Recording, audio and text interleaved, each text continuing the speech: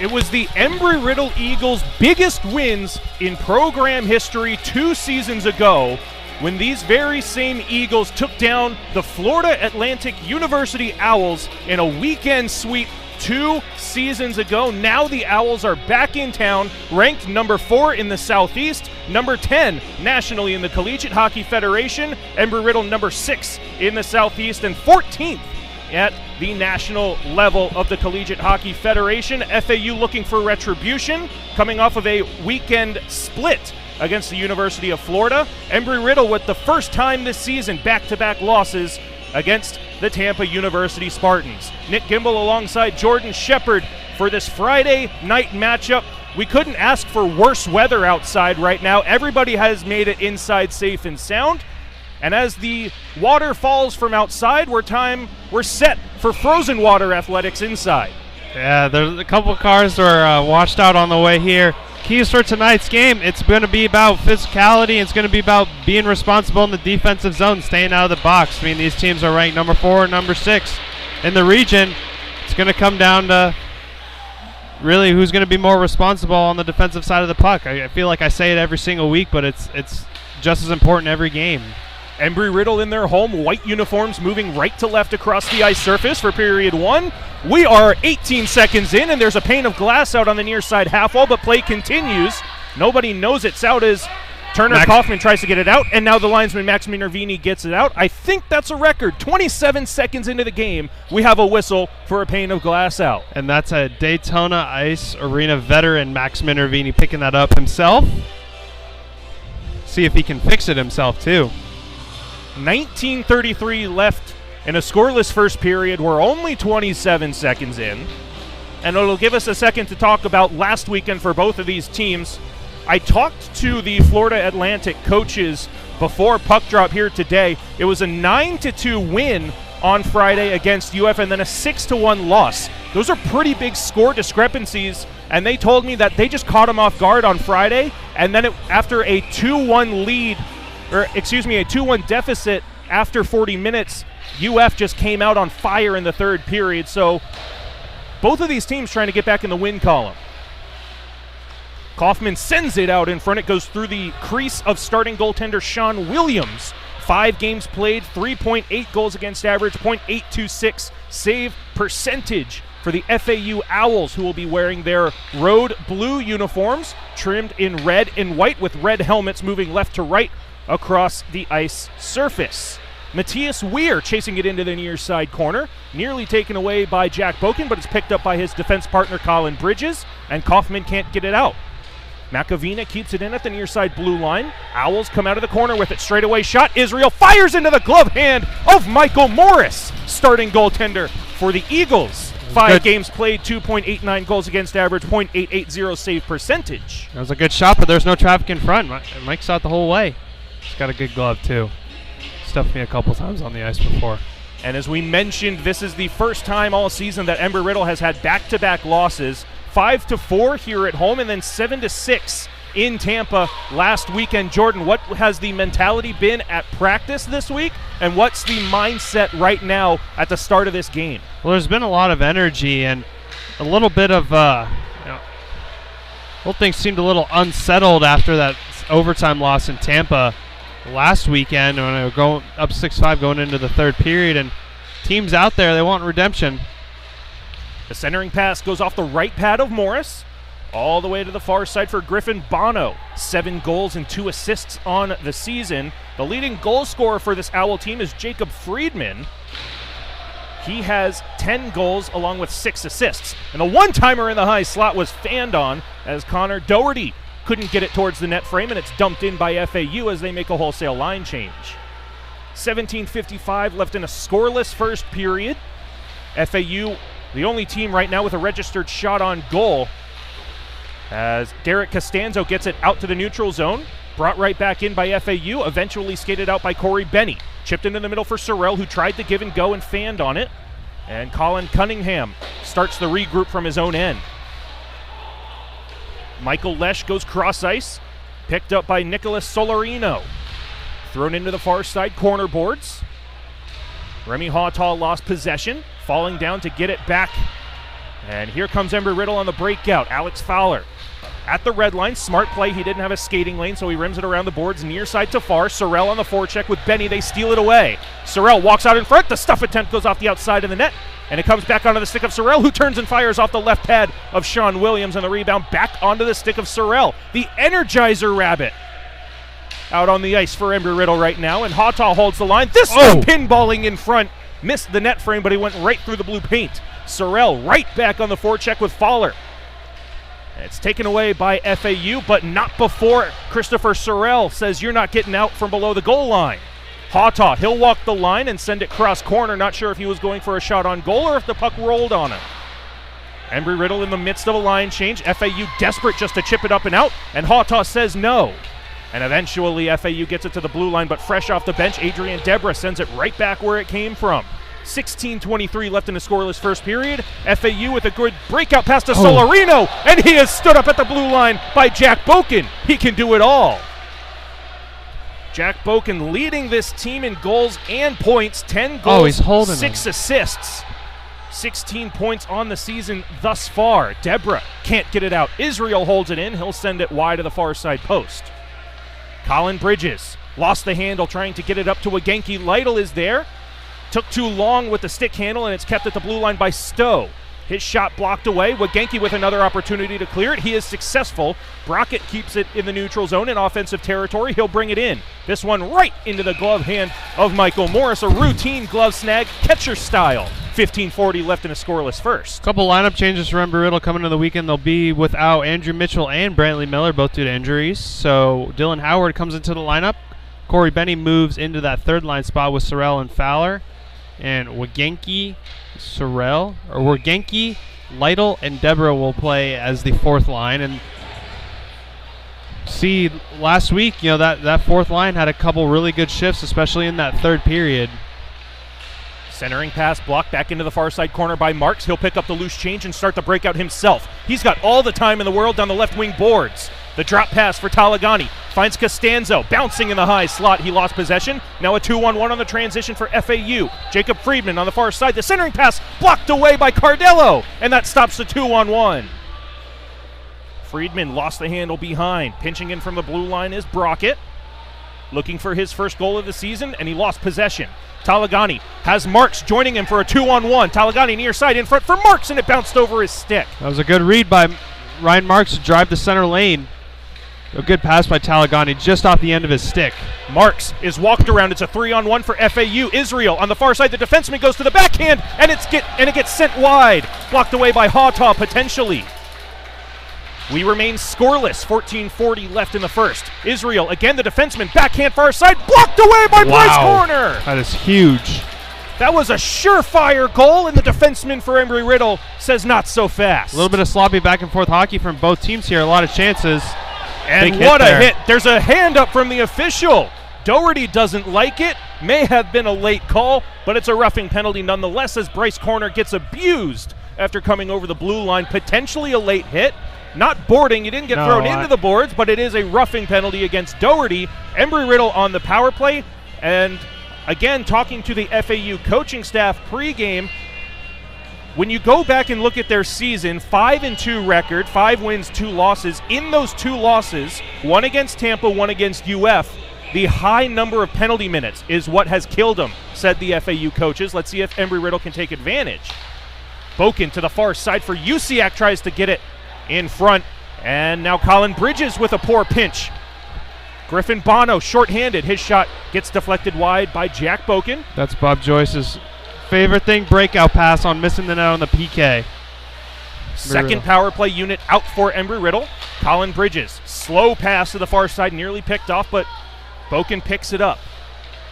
Back to Bridges straight away. His shot gets blocked. The FAU's penalty kill is a little bit aggressive. I think it's catching Bridges and Boken a little off guard. Trevor Reese right back into the offensive zone, knocked down on the play. Potential for FAU, excuse me.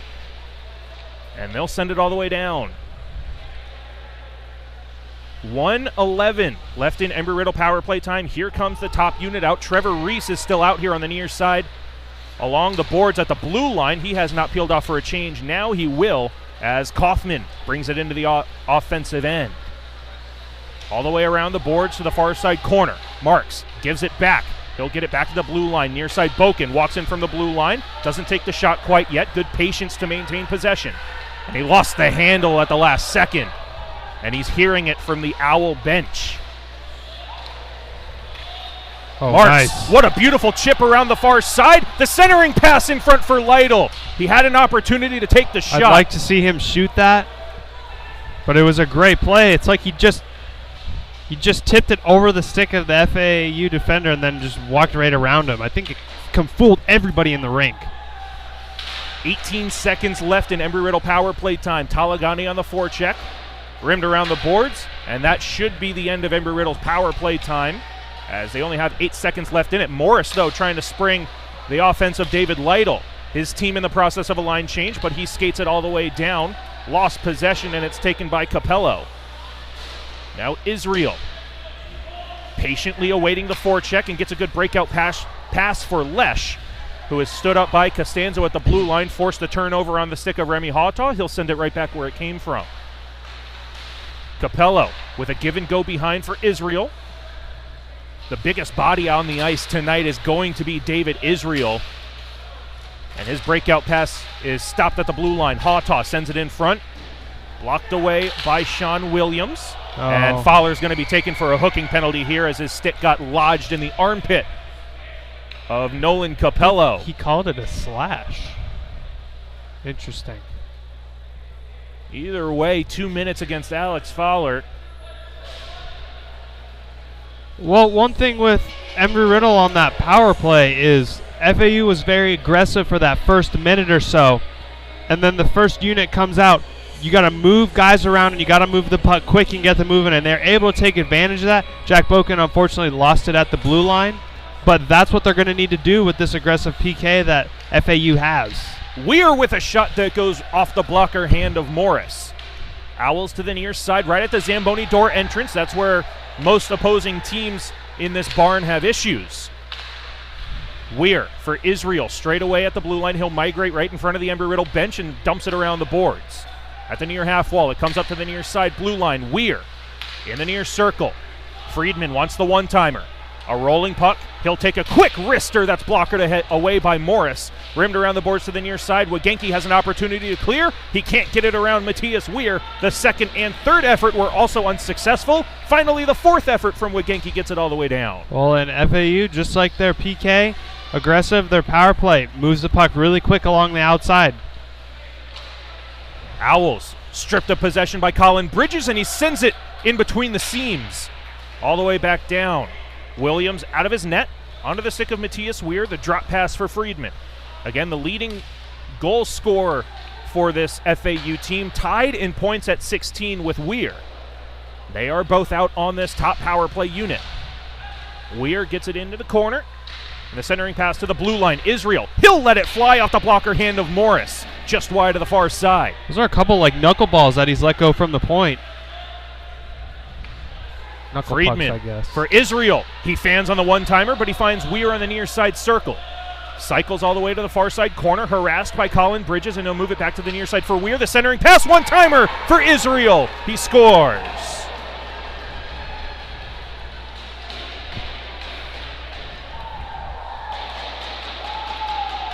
David Israel with his 6th goal of the season on the power play. FAU 1 for 1, Embry-Riddle 0 for 1. Special teams as the difference maker right now. And we also have to look at the shot category, 7-1 in favor of FAU right now. Well, and that's just in front of the net. Defense has got to box those guys out, lift up those sticks. But yeah, 7-1 are the shots, and FAU has really been the controlling team right now. Pica with a sharp angle shot on the far side. That's fought off by Morris. He'll get it back on the near side, right at the goal line, blocked by Costanzo, and Talagani will skate it out from behind his own net. Marks right back for Talagani. He'll use his speed down the right wing wall. Turner Kaufman's going to filter towards the net. Knocked away by Jack Trafin. Trying to start the breakout for the Owls. Harassed by Marks. He throws it in front, but Kaufman had cycled into the corner to help on the forecheck and vacated the front of the net.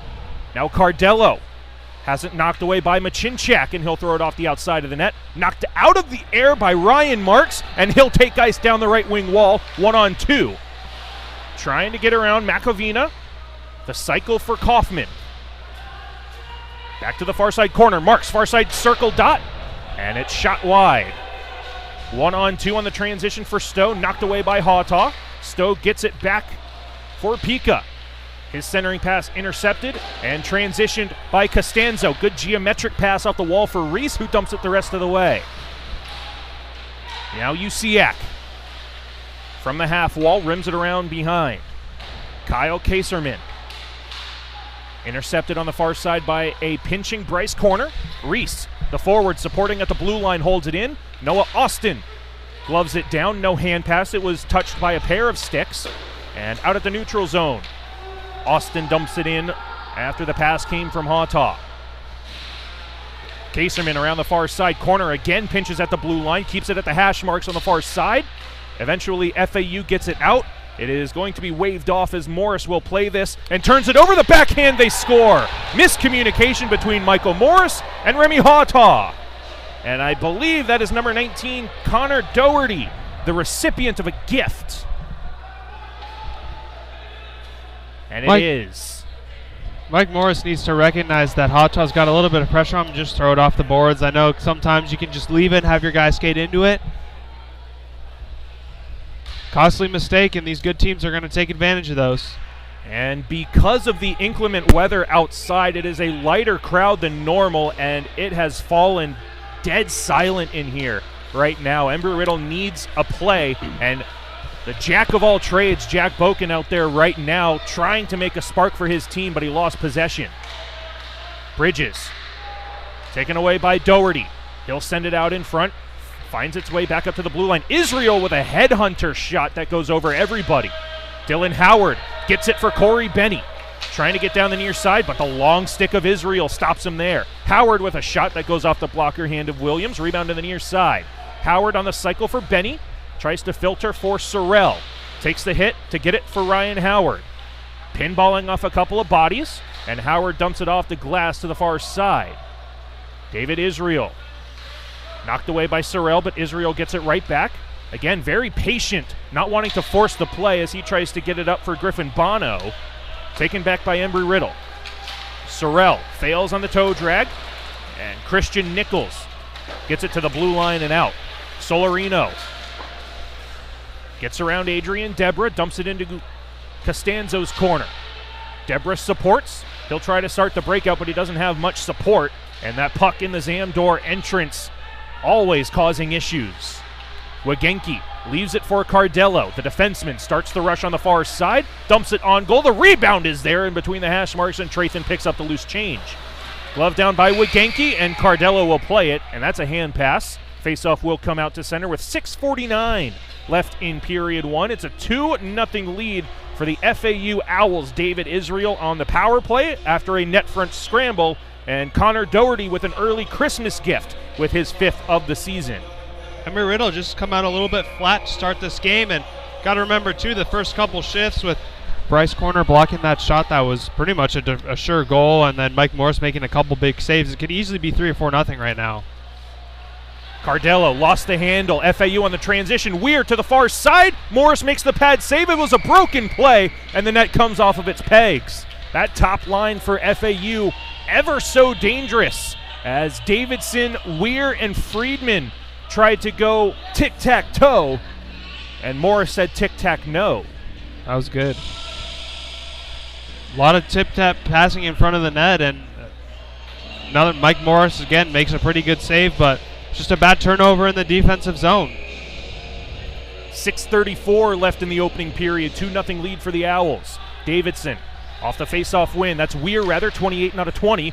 And a long shot goes off the stick of Morris, and the rebound goes off of a body over on the far side. Embry-Riddle bench. Goes out of play off the glass. That's Thomas, one of the EMTs of the team. Looks like he's laughing it off. Anthony Galante loves it. He's laughing a lot. Far side circle face-off again, handled by FAU. Friedman. A set play off this face-off, as we're learning. Whoever wins that face-off for FAU, once they get possession, they're going to cycle it up to the top of the zone and get a shot on goal. Embry-Riddle caught a hold of it there And they'll dump it in. The delayed offsides is touched up. Talagani on the forecheck. Weir knocks it out of the air. Stripped of possession. Corner walks the blue line, gets it to the half wall for Kaufman. He'll try to send it out in front, goes off a body, back to the far half wall. Again, rolling at the blue line. Corner can't get it deep. Marks supporting at the blue line. That's what you want your forwards to do. He keeps offensive possession alive for Embry-Riddle. Breakout for the Owls. Stymied by Usiak. The drop pass far side. Kaufman fires and he missed wide. FAU wanted a penalty on the hit that may or may not have been from behind by Usiak, but the officials say no. Now Usiak in front when the pass from Marks is stopped by Sean Williams. And I think if Kyle was right-handed, it definitely would have been a lot more favorable angle for him to shoot that puck on net, but Williams knows that that's going to be a pass, so he's just kind of playing the pass the whole time, and then again, really good opportunity for Embry-Riddle to at least get themselves on the board, see if they can kind of take that momentum and finish off the last 5 minutes of this period. Worth noting that that is the second odd man rush that Ryan Marks has had possession on. That's the second time he's passed it. Now, he was at a little bit of a tough angle on that 2-on-none. Usiak had a clear option in front, but as you said, just didn't get much wood on it, and Williams was cheating just that much. And he's also left-handed, so it's just a bad angle in general. So just take that and build off of it. The takeaway from that, young hockey players, be right-handed. Yeah, exactly. Just be the handedness whatever you need to score on odd man rushes. Ambidextrous. Your word of the day. Boken tried to pinch at the blue line, gets possession back to Noah Austin. They'll play give and go on the near side hash marks. Austin gets it below the goal line, far side Usiak. Back for Austin in front, Reese is there, forehand to backhand, back to the forehand, and it's a slow roller that goes into the paraphernalia of Sean Williams. 4:47 left in period one. 2-0 lead for the FAU Owls. Jordan, real quick, let's talk about the Collegiate Hockey Federation rankings that came out at, strangely, the same time as the college football playoff rankings decided to come out. Do we agree with them? Honestly, not 100% sure, but Ken Burns made a really good point. A couple of the guys on team thought they were ranked a little bit low, but as they play more games and it gets put into the system with the algorithm, the rankings will kind of refine themselves a little bit. I don't know. I think that they're tied to the college football playoff rankings as well. Interesting there. Something we'll be a little bit more specific on. You said the algorithm. This is not a human-chosen list. This is a computer program that has determined the rankings of the Collegiate Hockey Federation both nationally and regionally. This is a top 15 matchup in the nation. Embry-Riddle at number 14, Florida Atlantic at 10.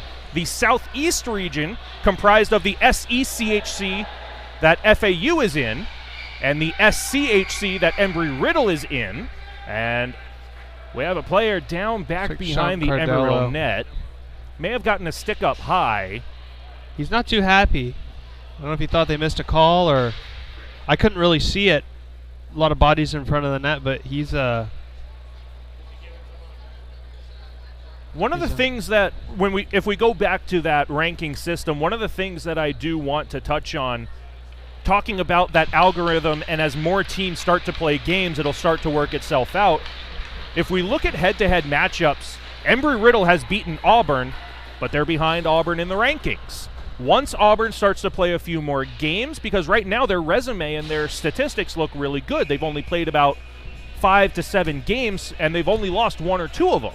Whereas Embry-Riddle now has those back-to-back losses against Tampa, who are number 1 in the Southeast region, we might add. Embry-Riddle will play this puck, so it's not going to be called a high stick. And Deborah with the pass back to Bryce Corner. Galante with his arms up on the air on the bench, wanted that puck to go deep. And Deborah in on the delayed offside. So just poor neutral zone grouping by Embry-Riddle right now. They just got to simplify the game a little bit.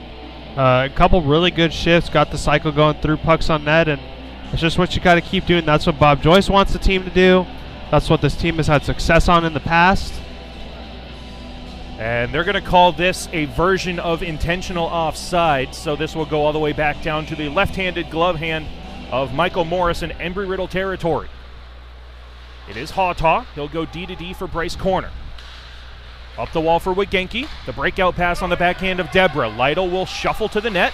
The shot got blocked away by the FAU defense. Hawtaw waiting patiently at the blue line as Deborah and Lytle try to peel it out of the battle. Wagenke watched over by Israel. Lytle tries to go back to Wagenke on the far side. They'll get it back below the goal line. Connor Doherty can't get it out around Hawtaw. Deborah sends it wide to the near side post. Wagenke colliding with Bono. Israel takes over. He'll send it to the near side. And a good breakout pass onto the stick of Doherty. He's got speed down the near side. He gets around Hawtaw all the way into the near side corner. That's not an easy thing to do, to avoid the flying body of Remy Hawtaw, and Doherty did it well. Remy loves to line up his hits in the neutral zone, and he's really good at it too. He's pretty quick. Lytle lost the handle.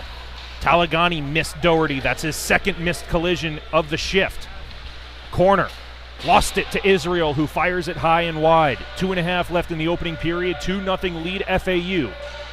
Boken harassed by Weir, but he comes out of the corner with it. Up the wall for Talagani.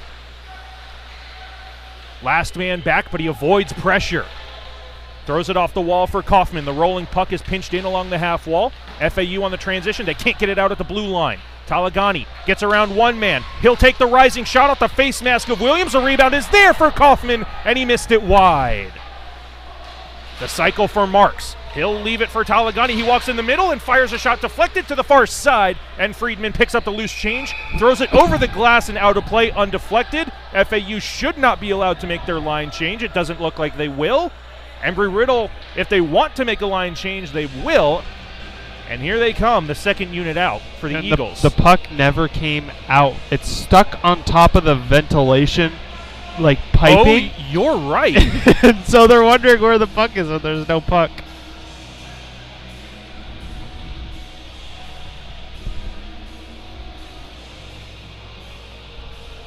And we can see it right there, just on top of the ventilation unit. It is stuck there. There's no potential for it to come out. And as we look down into the near side corner, wouldn't you know it, there's a pane of glass out for the second time at the Daytona Ice Arena.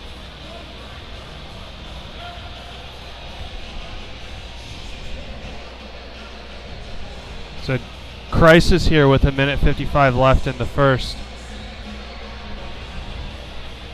And unfortunately for Embry-Riddle, this FAU line that's not allowed to make a line change is now able to gather some of that oxygen and rest up a little bit.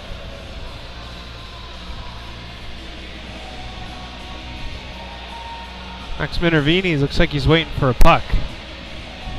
Oh, yep. That's exactly what's happening. They've got the pane of glass all set.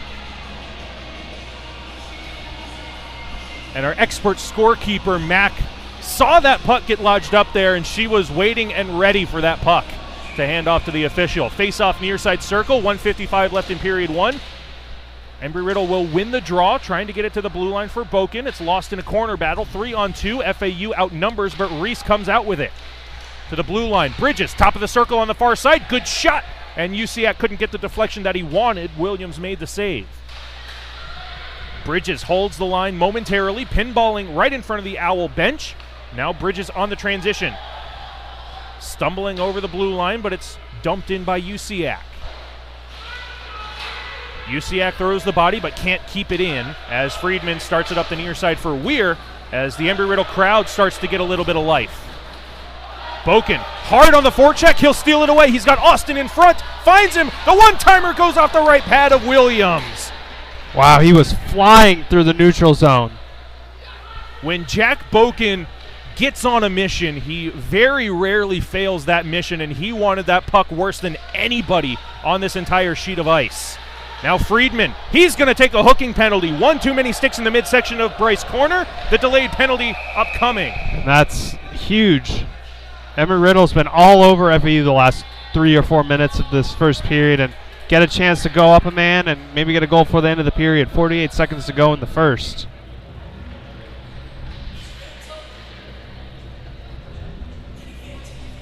48 seconds left in period one. Embry-Riddle has caught up in the shot category. They trail 10-11. This will be their second power play of the game. They're 0 for 1 to this point. Right now, the go-ahead goal for FAU is a power play goal from David Israel. And we can't forget about the gift that Michael Morris gave to Connor Doherty. He has made some pretty good saves throughout this first period. Let's see if his power play unit in front of him can get one back for him. Marks, the stuff attempt goes off the right pillow of Williams, and he covers up the loose puck in front. And we'll do it all over again with 34 seconds left in the first.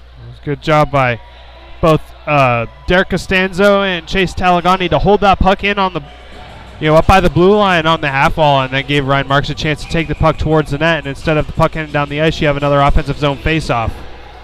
Owls win the face-off.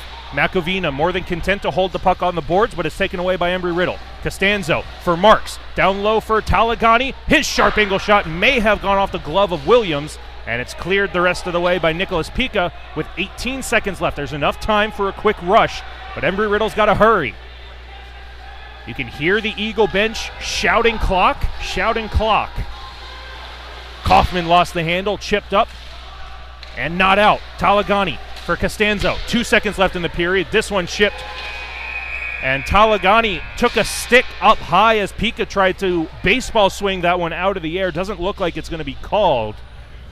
But Embry-Riddle will have 1 minute and 13 seconds left of power play time when we come back for the second period.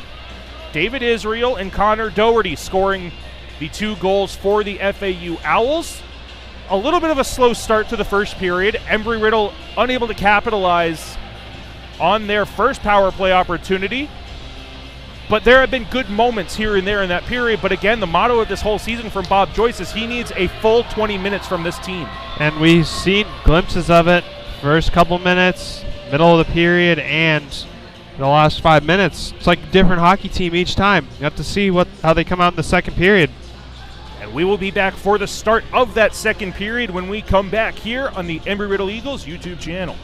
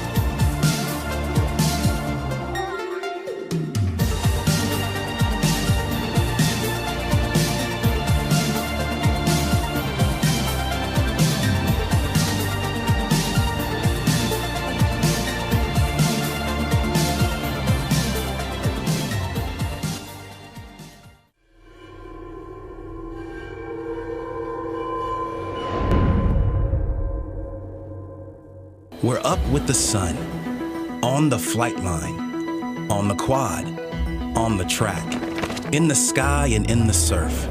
We are serious, intense, fearless. We work hard and we play harder. We are pioneers, travelers, adventurers, explorers. We build the bots, we put the roar in rockets. We tweak the code and we craft the apps. We plan it, we run it. If you can fly it, build it, or lead it, our alumni have done it. We built it, they came, and we're still growing from every state and more than 100 countries. We are the only, the best, the industry leaders, and we've only just begun. We're cranking our rankings to the next level. #1 in the conference. #1 in the classroom. We're making waves, competing on brand new planes. We're taking business, medicine, engineering, and flight into space. We teach it, we preach it, we help you reach it. Your dreams, your goals, extra focus, extra fast, extraordinary. Embry-Riddle.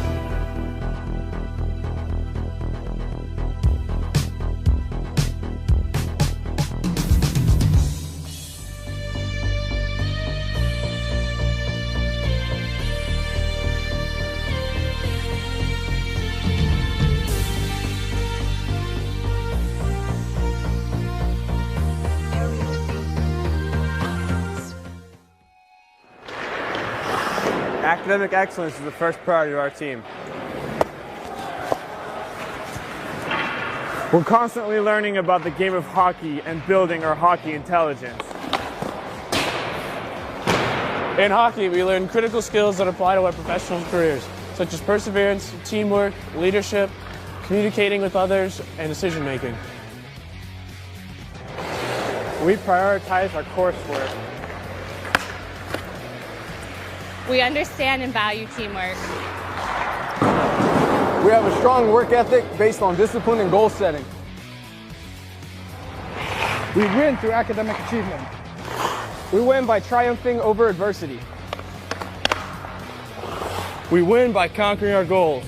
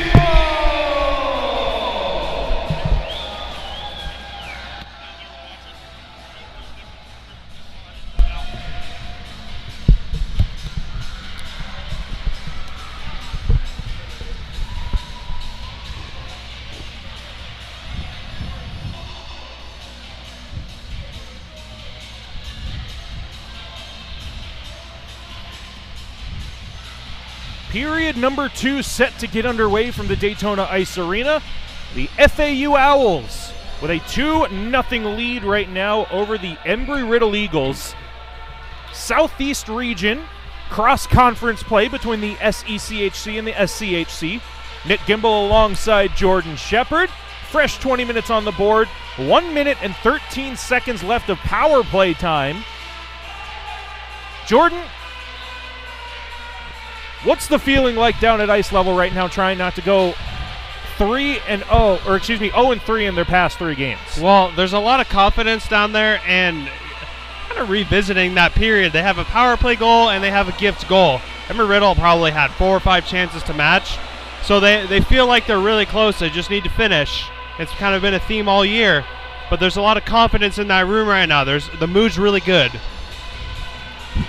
As we mentioned, 1 minute and 13 seconds of power play time left over from Jacob Friedman's hooking penalty late in the first period. Marks, Talagani, and Kaufman with Bridges and Boken out on the power play. No change from the starting lineup that we saw. Doherty and Minoski, along with Israel and Trathan, penalty killing for FAU. Owls wearing their road blue uniforms, red and white trim, moving right to left across the ice surface, and that's how they'll send it, but blocked down at the blue line. Boken, the toe drag in the shot, gets blocked to the near side corner. Kaufman lets it go to the blue line. Bridges back to Kaufman, near half wall, back to Bridges. They'll play catch on the near side. In the corner for Talagani. Tries to force it into the middle, but he gets the puck back. All the way to the far half wall, has Bridges at the straightaway blue line position. Near side Kaufman fans on the seam pass, and it's cleared all the way down by Quinton Minoski. Michael Morris out of his net. Embry-Riddle in their home white uniforms, blue and gold trim, moving left to right. And that's how Turner Kaufman will skate this. But he's stopped at the red line, and Bridges has to try to get it back right in front of the Owl bench. At his own blue line, it is the period of the long change. Talagani, miscommunication, comes up to Israel for a shot right off the pad of Morris, and he'll get the rebound back and cycles all the way back out to neutral ice to try to kill more time, and he does. FAU back at full strength. Embry-Riddle 0 for 2 on their power play opportunities thus far. Israel harassed by Marks, deals with the pressure well and dumps it cross corner to the far side. Griffin Bono, hard on the forecheck.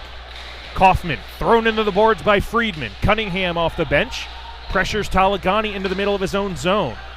Costanzo taking ice up the near side wall and turns it right over to Macovini. Now Solarino. The centering pass goes in between the legs of Cunningham. Lytle chips it off a stick of Macovina and into the netting. And we'll see where they spot this face-off. It's going to be out at center ice. Fortunate for Embry-Riddle with 18:03 left in the second period. They still trail 2-0. Well, it's kind of this second period's kind of started like the first period. Embry-Riddle came out on the power play, but they still came out a little bit flat. And FAU's trying to bounce all over them again. And Usiak lost the handle at the offensive blue line. Cunningham on the transition, dumps it just wide of the near side post behind Michael Morris. Lytle, the forward, first man back on that loose puck in the corner, starts the breakout. Deflected near side for Usiak. Tries to get speed down the near side, sends a backhander in front. Never a bad idea to flutter the puck on goal, but it's handled well by Sean Williams. No rebound given up. Face-off in offensive territory, 17:42 left in the second period. Well, and that's good play because you get an offensive zone face-off and keep the cycle going. Just like you finished the last period, you end up, Bryce Corner ended up drawing a penalty. See if you can get something going here. Get one, within the first 5 minutes of the period. Costanzo off the Embry-Riddle face-off win. His shot gets blocked by Pika. That stung him on that left foot, putting barely any weight on it. And now he'll jump in the play on the far side as Austin cycles for Trevor Reese. Reese thrown off the play by Pika. The crowd wants the call. They're not going to get it. Lytle at the red line. Gets around 3 blue jerseys and falls down. Wow. I didn't see a stick in his feet. I think he just tripped over the ice itself. I think he just dangled himself. And he has stood up at the blue line. Onside, Pika cycles back to the neutral zone. And now Lytle is dead tired at the end of his shift. The FAU players took a shot at Trevor Reese when they were getting on the bench, didn't get the call. Costanzo trying to do it all himself, forces a turnover. Matthias Weir, the drop pass, Friedman near side circle, around Usiak. The stuff attempt goes off the crossbar. Morris may have gotten a piece of it with the glove hand. Weir stripped of possession from behind. Lytle, 3-on-3. He'll gain the red line and skates it the rest of the way in. There's 4 forwards out there right now for Embry-Riddle, and then Lytle falls down in front of the bench. Not sure if Lytle is back playing defense right now because that's where he spent most of that shift. That's what he's doing. Yep. David Lytle is now filtered back at defense. Let's see how the rest of this forward group shapes up as Fowler is harassed from behind without the puck. He'll get it back, though, below the goal line. Backhand to forehand as Hawtaw sends it deflected to the near corner. Sorrell takes the hit to make the play up to the blue line for Brace corner. A little stutter step down the near side wall below the goal line. The centering pass intended for Sorrell knocked away. FAU on the breakout transition 2-on-2. Dumped at the red line by Weir around the boards near side to far. Friedman punished into the far side boards by Fowler. Weir in front for Israel, his one-timer. He didn't get a lot of it on it as now FAU is swarming in the offensive zone through Sorrell. Near side Matthias Weir has Israel at the blue line. Takes the shot, routine snag by Morris. There was no traffic in front. 15:29 left in period 2. Still a 2-0 lead for FAU. Both teams now with pretty good offensive presence in the first 4.5 minutes. But Embry-Riddle still has yet to find the back of the net. Well, one thing with David Lytle going back on D is talking to Sean Cardell at the intermission. He said he got a flying elbow in the corner. And he's on the bench right now, but he's really not doing much. And talking to one of the trainers, Bobby Porter, he said he really didn't see anything concussion-wise with his eyes or anything like that, but he said really he just felt tired. So keep an eye on that. Colin Bridges lost possession. And Griffin Bono dumps it in for FAU. Boken, a little stutter step out of the corner, harassed from behind again. Gets it to the blue line, but that's as far as he gets before Wigenki has to take over. Gets it to the red line and dumps it the rest of the way. Adrian Debra lost the handle. It's a loose puck and a foot race to the near side. Kaufman's going to win the race. A blue line shot from Bridges misses wide. Now Wigenki comes in to support Debra's 2-on-2 corner battle. 14:30 left in the second period. It pops out from below the goal line. FAU gets it to the blue line. And the Owls trying to split the defense. They'll come to the near side. Bono shot knocked away by Bridges at the last second. And Boken sends it up the wall. He's got time and space. That's something you don't want to give Jack Boken. And this pass goes deflected off the shin pad of Doherty, so there's no icing. Doherty wants the stretch pass. It's intercepted. Dylan Howard throwing his body weight around on the near side. Talagani with marks. Dylan Howard dumped up to the first line right now. And it's thrown into the FAU bench, pinballing off a couple of bodies.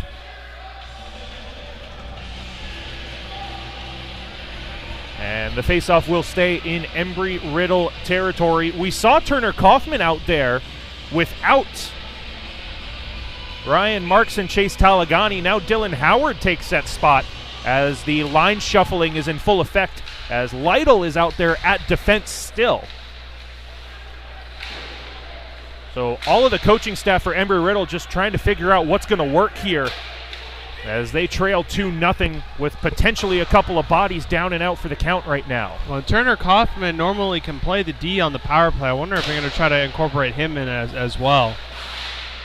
Talagani peels it off the half wall. He'll gain the red line and dumps it in. Dylan Howard colliding with Makovina. Marks is there to get it back down low. Howard taking punishment from Makovina. Marks comes out of the battle. Had Talagani in front, but he couldn't get the pass off. Thrown to the blue line. Lytle. And there's a hit from behind into the boards. It's Talagani, it looks like. No.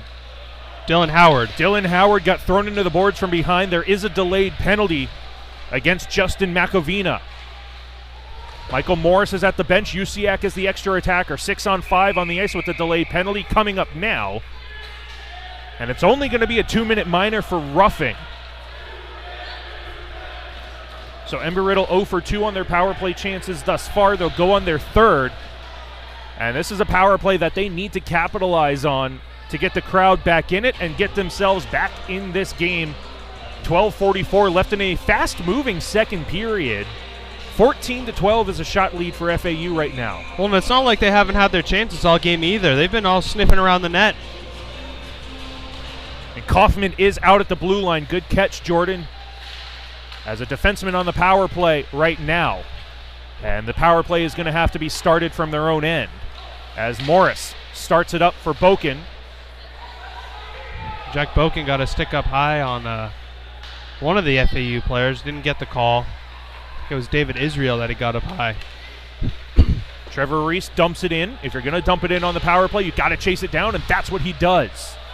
Israel tries to split the defense. It's taken away by FAU, and they keep it in themselves. Boken tries to chase it into the near corner, and now Israel is able to dump it all the way down. Morris. Power play is really aggressive. It's forcing a little bit quicker decisions than Embry-Riddle's used to making. That's something they got to recognize. Kaufman Offside. comes right through middle. It's an offside play as Reese was trying to exit the zone. I don't even think he saw him. I don't know if he lost an edge in the corner or if he was but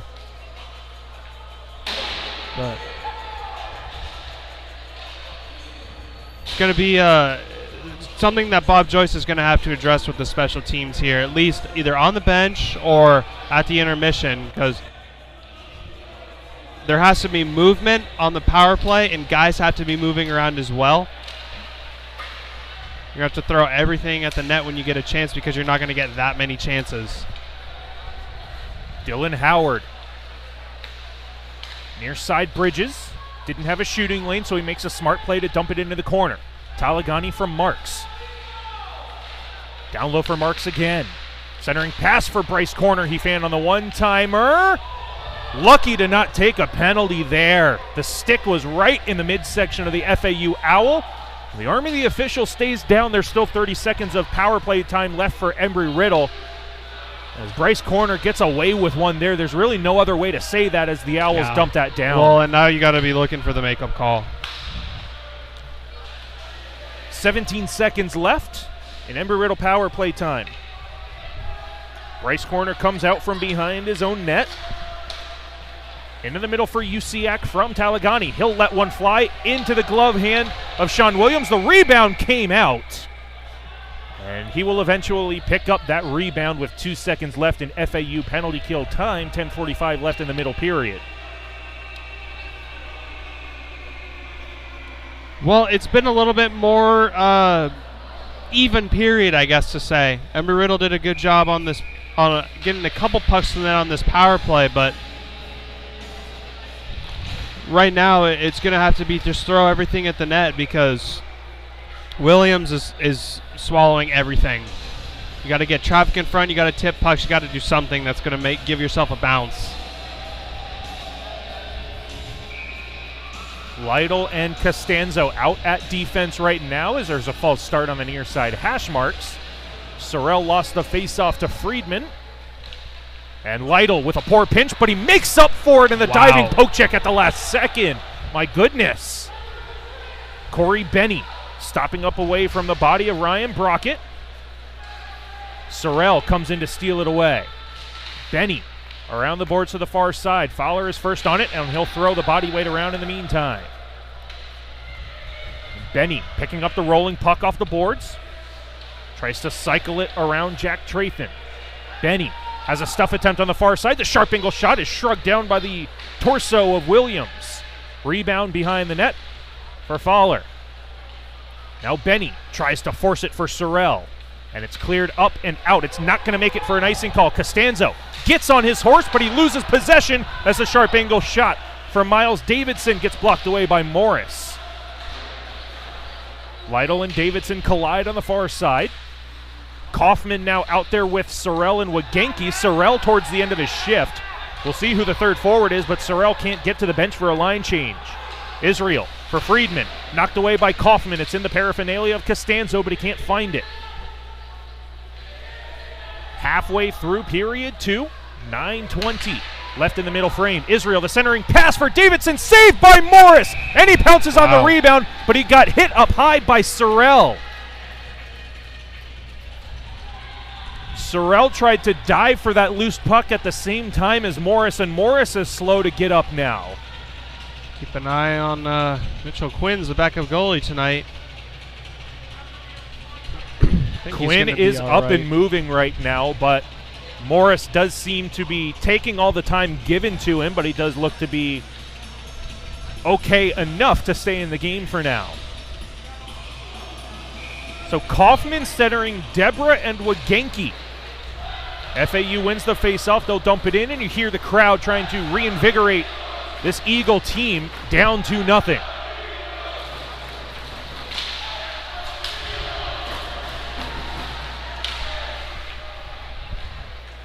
FAU holds the line. Bono knocked out by Bryce Corner. Makovina for Israel. Over the red line, he'll dump it in just wide of the near side post. Hawtaw, the quick up for Deborah. Off the boards for Kaufman. The geometry wasn't quite there. Now Deborah gets it back. He'll skate it up the near side, but the backhander wasn't strong enough. Bono, the drop pass for Minoski. Picked up well by Wagenki. Again, can't clear the zone as the one-timer from Israel whistles wide. Deborah throws the body, and the arm of the official is up. I don't understand why. A check from behind on a shoulder-to-shoulder collision. And he doesn't like the call. I mean, I don't like it either. It's not a good call. And I'm not. Is it 2 and 10 NCAA rules, or is it just 2? I don't see anybody going into the bench with Deborah, and there's only 2 minutes up on the board. So I believe it's just 2 minutes. That's just no. It's just a bad call. I mean, I don't agree with it. And considering how the calls have gone tonight with all the physicality, it's a little frustrating as a player to have to make consistencies because you're kind of walking the line, you feel, the whole time. Big kill for Embry-Riddle coming up. And if my memory on the statistics is correct, that is the first penalty of the season for Adrian Deborah. He is not known for making dangerous or malicious hits, and he quite honestly relies on his speed and puck handling rather than throwing the body too much. So for him to pick up a checking from behind penalty is very rare. Now here comes FAU 3-on-1 on the transition. Davidson gets the pass back on the near side, and Morris shuts it down. Embry-Riddle goes in on a 3-on-2 shorthanded, and that's, I mean, just the math, 3-on-1 back the other way, and Chase Talagani's going down the back door, but Jack Boken drives the center lane, and the pass went to Jack Boken, but he wasn't able to get a shot off, and Talagani's already down in front of the net. 7:48 left in period 2, $1:25 left in the FAU power play on the officially checking from behind penalty against Adrian Deborah. Face-off near side circle, blocker hand side of Morris. Owls win it. Nichols at the blue line. Near side Pika, and he missed Nichols by a couple of feet. Forces Kaserman back to his own end. And as much as we would like it to count for a goal, there is an FAU glove that was knocked into the Owl net on the forecheck. This one flutters high over the net. Trathan off the bench. Down low Machinchak. Back for Trathan. At the blue line for Stowe. Near side Nichols. He'll let it fly. That's blocked away by Costanzo. And he'll chase it to the near half wall and throws the body on Pika. And Costanzo keeps that pass below the goal line. Excellent penalty kill so far for Costanzo. Pika fakes the drop pass, gets around Austin. He'll fire one, save made by Morris.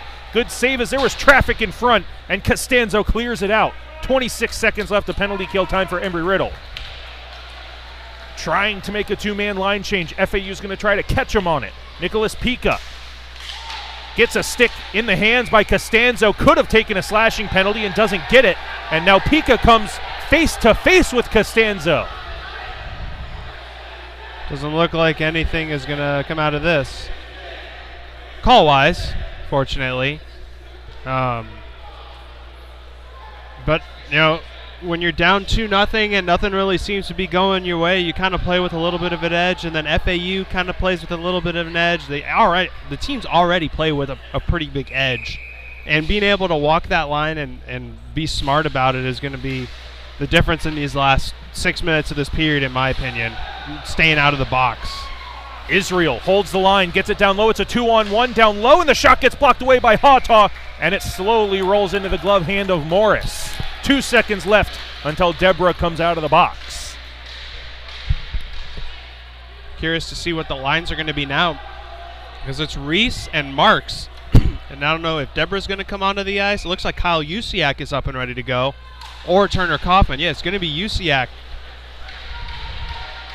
Nearly found Usiak on the stretch pass right off the bench. But Israel read it well. Reese sends him into the corner boards, keeping him below the goal line, trying to steal it away. Marks comes in to support. And now there's a delayed penalty back in the corner. And it's a tripping penalty. FAU back to the power play. Well, good to know that they stayed out of the box for that 12 seconds. Marks doesn't like the call. He doesn't say much either.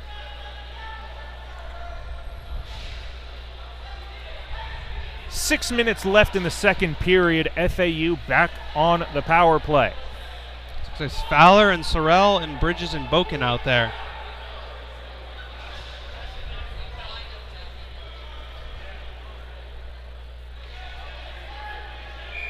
Doherty with Davidson and Weir, along with Makovina and Friedman. Power play unit for FAU. Embry-Riddle wins the face-off. Boken throws a backhander right through the middle. High risk, high reward. That's not something you typically want to see from your defenseman, but it worked out. On a penalty kill, nevertheless. Now Fowler is picked by the goaltender. The official says no. Friedman around the boards to the near side. Doherty thrown into the boards by Fowler. Legally, says the official. Wow, that was really close to boarding. And, looks like a hit up high on Bridges by Friedman. And now both of them are going to go, it looks like. And now Boken and Davidson jawing with each other. There is a lot of animosity between these two teams. FAU trying to get retribution, the word you said earlier in this broadcast, Jordan. FAU was blanked in the 2-game series 2 seasons ago. So they're trying to make a statement here tonight and keep their rankings high. And Embry-Riddle wants to get back in the win column. And it's just getting scrappier and scrappier. Friedman and Fowler both go to the penalty boxes.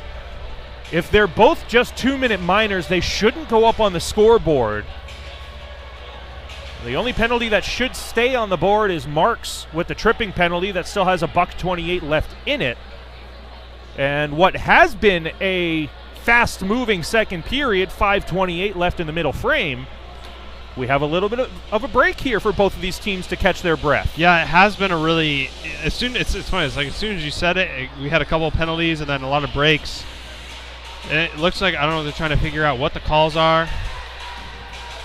I didn't see the arm of the official come up when Fowler threw the body on the half wall. And I believe Friedman is getting the penalty for the high hit you said on Colin Bridges. But I'm curious as to where the call from Fowler comes in, because it was Bridges who tried to stand up for himself on that hit. And if anything, it should have been Bridges, and I wonder if they just took Fowler out of the pile because he was the guy that threw the hit initially. I don't know. I didn't see what Fowler was doing because I was watching Bridges, but looks like it's going to be 5-on-4.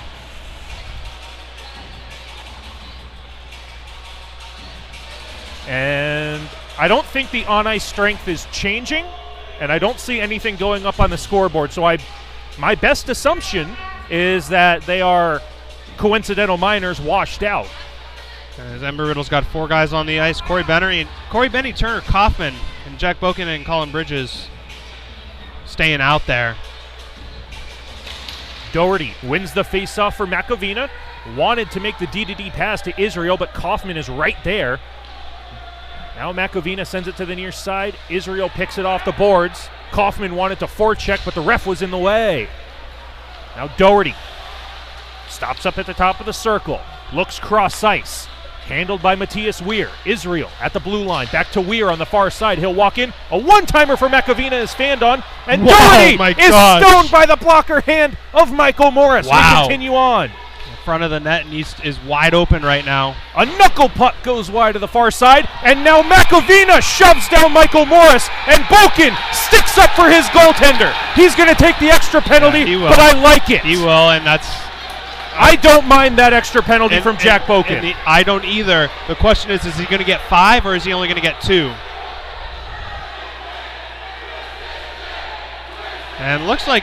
and he's being sent off by the official.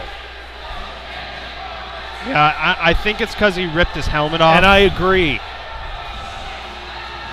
So as much as I said I agreed with him retaliating, the fact that he's going to get a 5 in game for removing an opponent's helmet is something you don't want to see. I would have liked just a 2-minute minor for roughing, because at some point you need to stick up for your goalie. Morris was cross-checked in the neck. Yeah, and we'll see what the call against FAU is as well. The puck had made its way to the near side corner. McAvina turns around and gives a cross-check to the neck of the Embry-Riddle goaltender. It's unnecessary, and the only thing there is intent to injure. Have you seen coincidental 5-minute penalties before? I believe they would go up on the board anyways. I think the only things that don't go up on the board are coincidental minors. More discussion.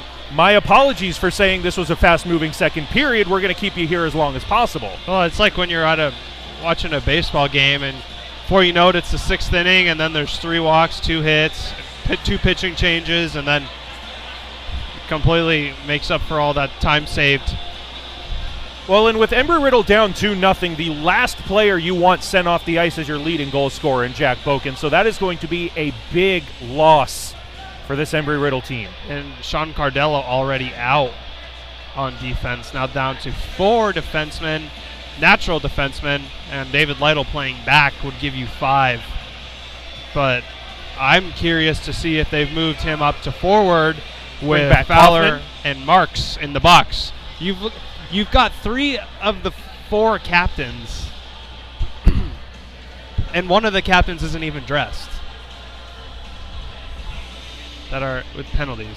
5 minutes up on the board for Jack Boken, and 2 minutes up on the board for McAvina. Yeah, I don't agree with that. That there's only 2.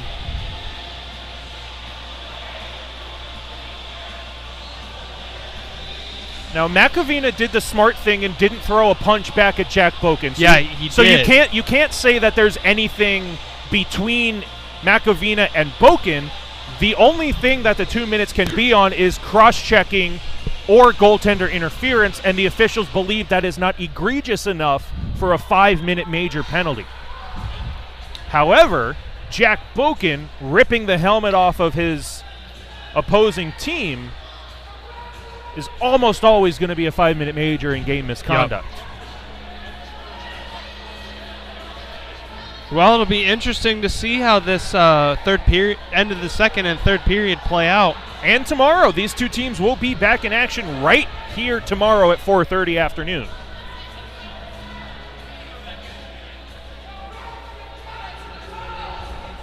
McAvina comes out of the penalty box and he's being replaced. So is he gone? The other thing, he might have an equipment issue as well. His helmet. Nolan Capello takes McAvina's place in the penalty box. He is without his helmet on, so there is that potential that Boken may have completely busted his helmet and he is unable to play with it. McAvina is talking to our penalty timekeeper. Potential for 2 minutes and 10. Do we think Capello is serving the 2-minute minor? So I just got this info from their guy. 2 minutes double minor, 4-minute double minor for roughing. Mike Morris got a 2-minute tripping penalty, and Jack Boken got a 5 in the game. So did Michael Morris get a tripping penalty for falling over? I didn't see him trip anybody. I have no idea. That's what we have from the scorekeeper. It's going to be a 4-on-3 for the next 46 seconds. Israel for Davidson on the far side. His shot missed the net. Kaufman watches Israel. And Israel will use his speed down the far side.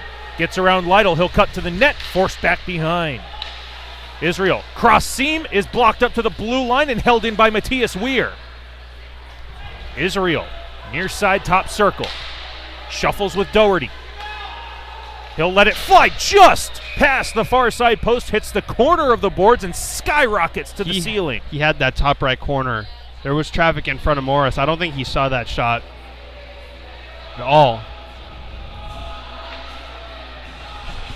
4 minutes and 11 seconds left in this second period. Jack Boken's 5-minute major will carry over to the third period. Does not matter if FAU scores a goal. A 5-minute major cannot disappear just because of a goal. So Sean Cardello's in the box, but is he serving Mike Morris's penalty or Jack Boken's penalty? Or both? I believe don't know. He's serving the 5-minute major to Jack Boken because the 2-minute minor for Michael Morris gets canceled out. So nobody has to go in to serve that. Remember, Alex Fowler took his own coincidental penalty with one of the other Owl players, and Ryan Marks just came out of the penalty box for his tripping penalty. So we're actually 4-on-4 right now at even strength. And Bryce Corner is going to win the foot race to this loose puck. Gets it in front to Marks, but it's taken away by Israel. Israel throws it up the near side. Taken by Nicholas Pika. Dumped at the blue line by Remy Hawtaw. And Marks with a toe drag sends it up and over onto the stick of Noah Austin. 30 seconds of 4-on-4 play. The stretch pass intercepted by Marks, comes in onside. Marks tries to get around Israel, and he is way at the end of his shift.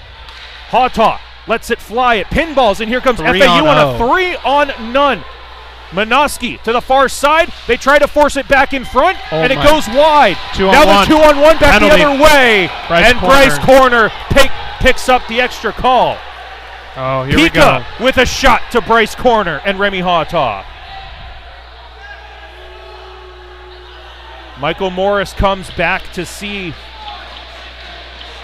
Matthias Weir come off the ice, and now Bryce Corner gets a 2-minute minor for roughing. Penalties galore in the middle period. But what was caught that we missed, FAU had a 3-on-0 and did not score. Correct. That's all I have to say. That's all? They had a 3-on-0 and did not score. Yes. That is, yeah, wow, what a period. What a last 3 minutes. This all started with 6 minutes left in the second period, with 2:58 left. So here's where we stand on the clock. 2:58 left in the second period, FAU up 2-0. 10 seconds left until FAU is at full strength. 3 minutes left in Jack Boken's 5-minute major penalty being served by Cardello. 1 minute and 50 seconds left in Bryce Corner's roughing penalty. FAU at full strength. They are on a 5-on-3 power play now, leading 2-0. The drop pass, nearly intercepted. Israel walks in front and fires it over the blocker hand of Michael Morris. Israel with his second power play goal of the game, his 7th of the season. Bryce Corner comes out of the penalty box. 2:45 left in a 5-on-4 power play now for FAU. Once again, Jack Boken's 5-minute major penalty cannot expire just because of a goal. And you knew it was coming. I mean, they'd been buzzing the net all these power plays, and Riddle's just got to try the kill off the last 2 minutes and 45 seconds of this major.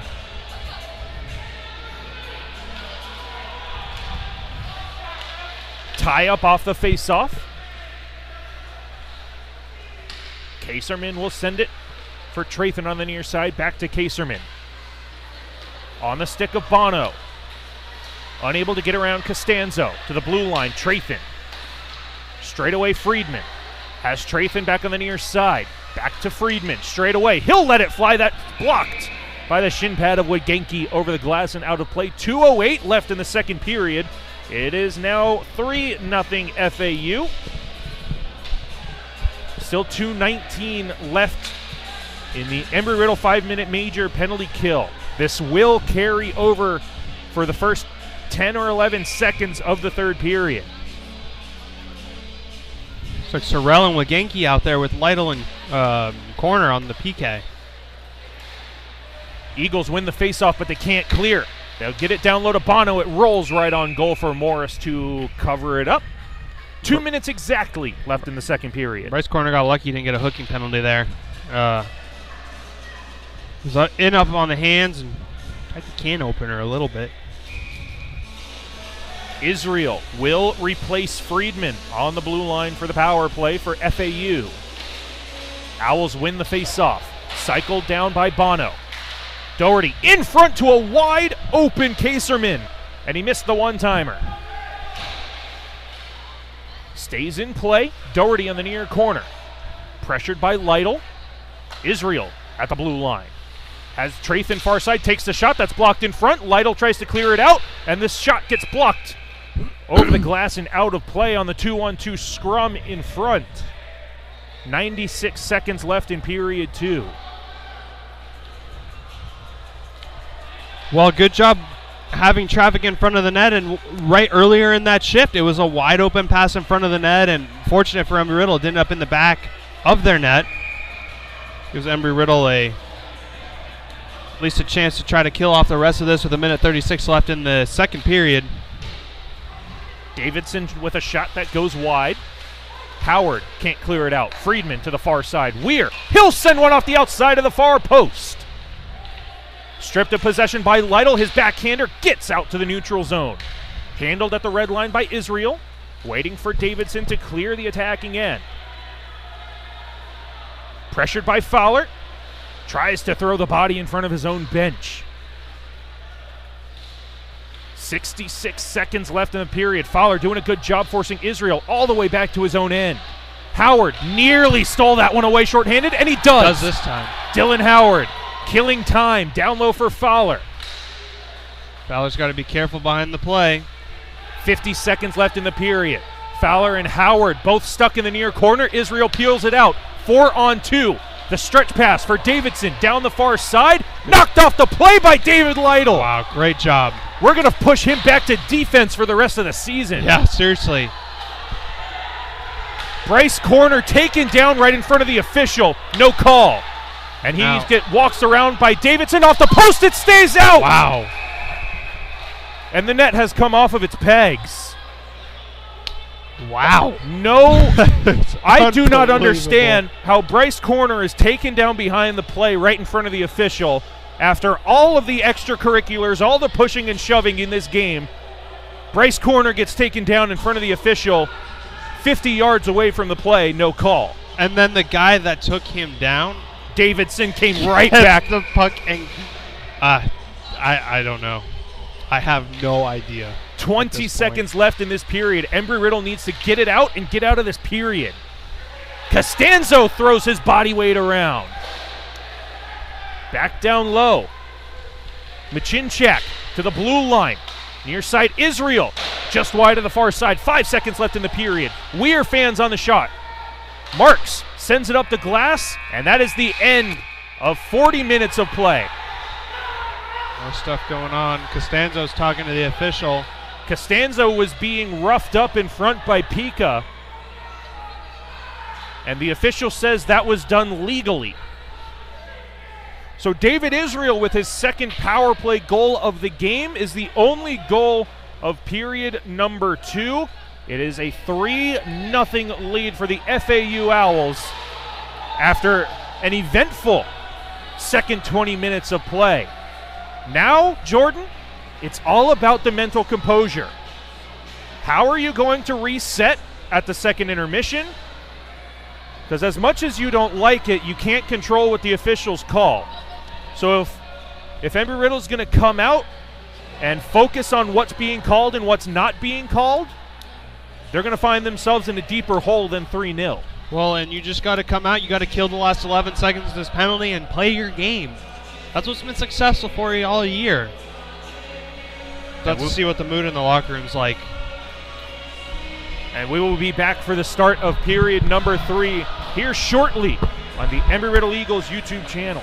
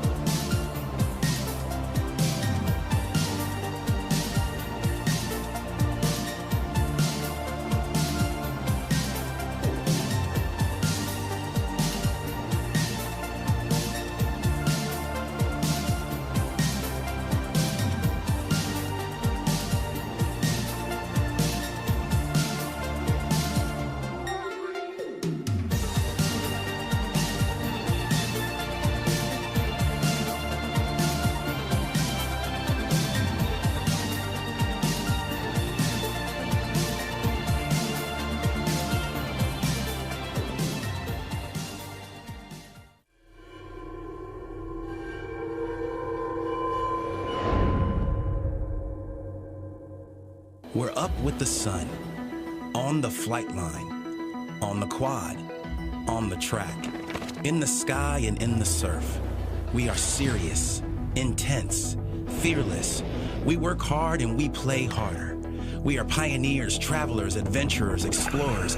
We build the bots, we put the roar in rockets. We tweak the code and we craft the apps. We plan it, we run it. If you can fly it, build it, or lead it, our alumni have done it.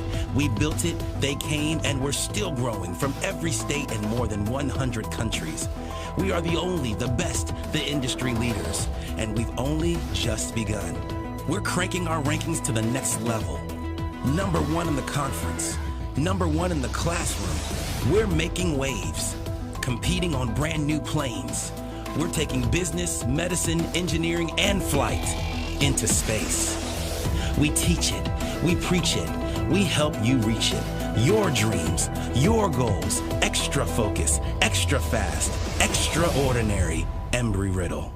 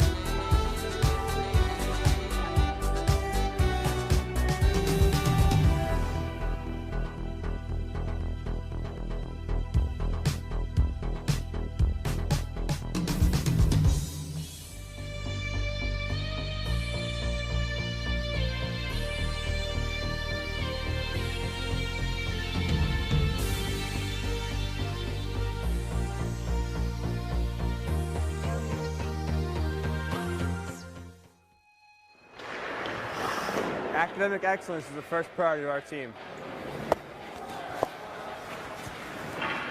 We're constantly learning about the game of hockey and building our hockey intelligence.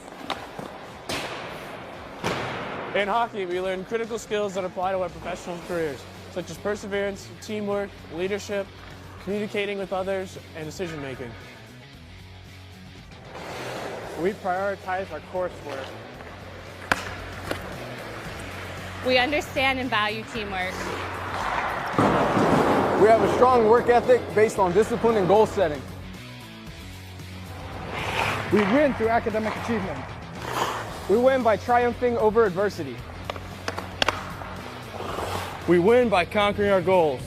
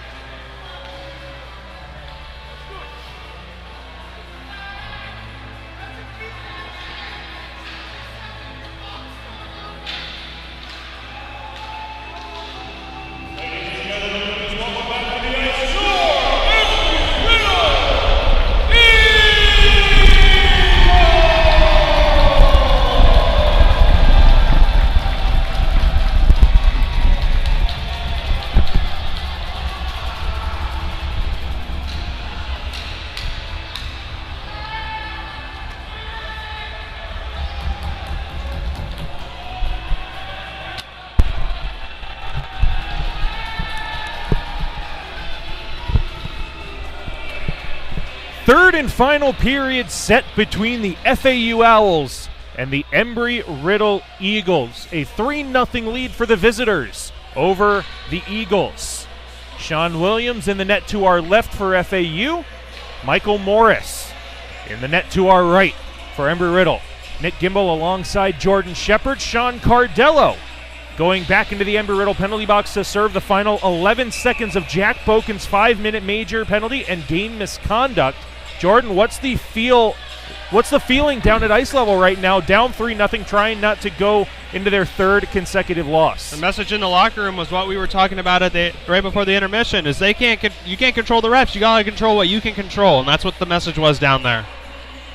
David Israel, goals number 6 and 7 on the season, both of them on the power play. Connor Doherty with his 5th of the season. Again, that one was the gift for Michael Morris. Miscommunication between he and Remy Hawtaw. And Connor Doherty put the puck into an open net. Kaufman and Marks reunited. And Kaufman will now be replaced by Talagani. I spoke too soon. Sean Cardello told me he's specifically out there to serve penalties. He will not be playing the rest of the game. And we do see David Lytle still at the defensive position.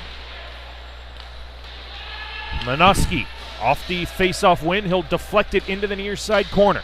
FAU in blue moving left to right. Embry-Riddle in white moving right to left. Cardello replaced by Dylan Howard.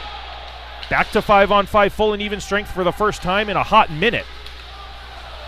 Marks with a stick handle at the blue line, put his own man offside.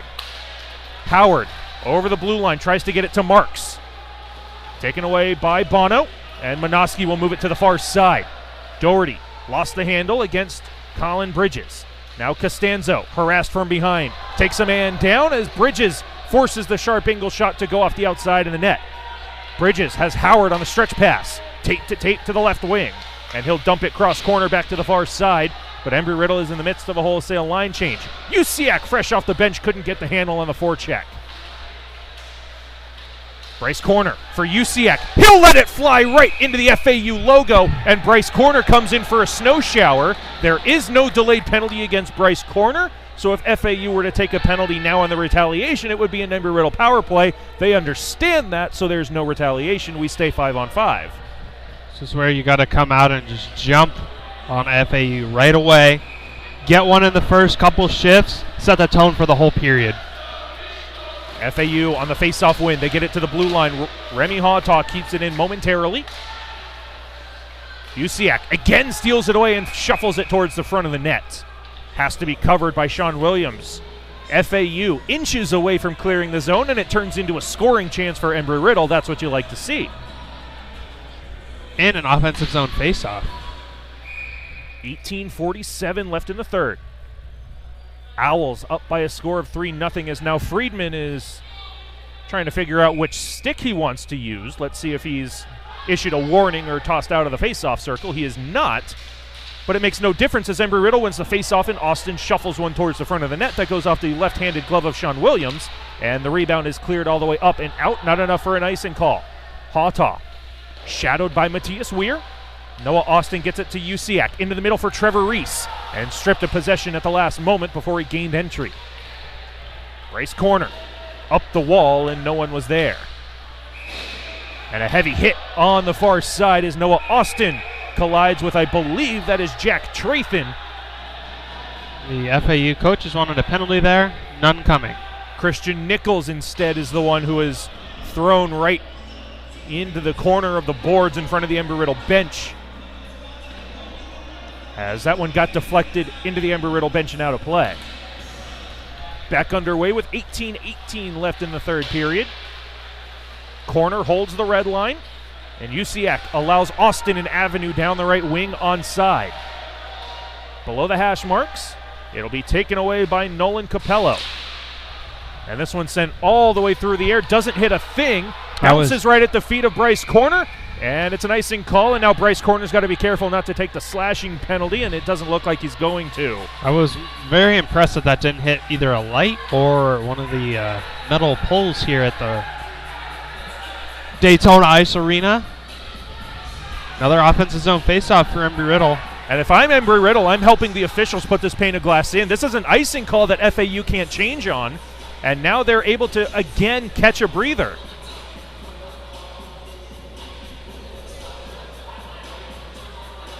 Luckily, the rink staff is right there to help the process move along.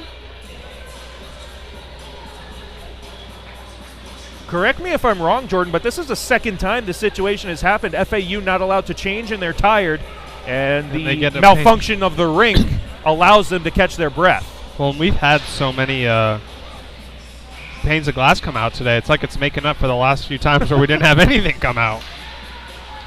Sorrell with the face-off win, but it's picked up by Matthias Weir. He'll try to cycle it back to his defense.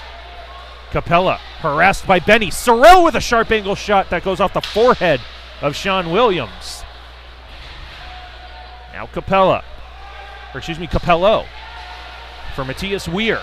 Harassed by Alex Fowler. Comes right to his stick, but he has to pick it up off the ice. And it comes back to David Lytle, who holds the line.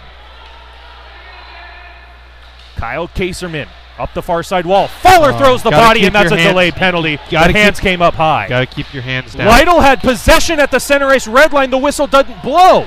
Weir with a shot that goes wide. The whistle should have been blown. Lytle had possession at the center ice. We continue on. FAU 6-on-5 with the empty net. Pika to the near side for Weir. Shuffles it in front, saved by Michael Morris, and now Costanzo with sufficient possession for the officials to blow this down. And as you said, Jordan, the arms of Alex Fowler were up in the face. Bob Joyce doesn't like the call.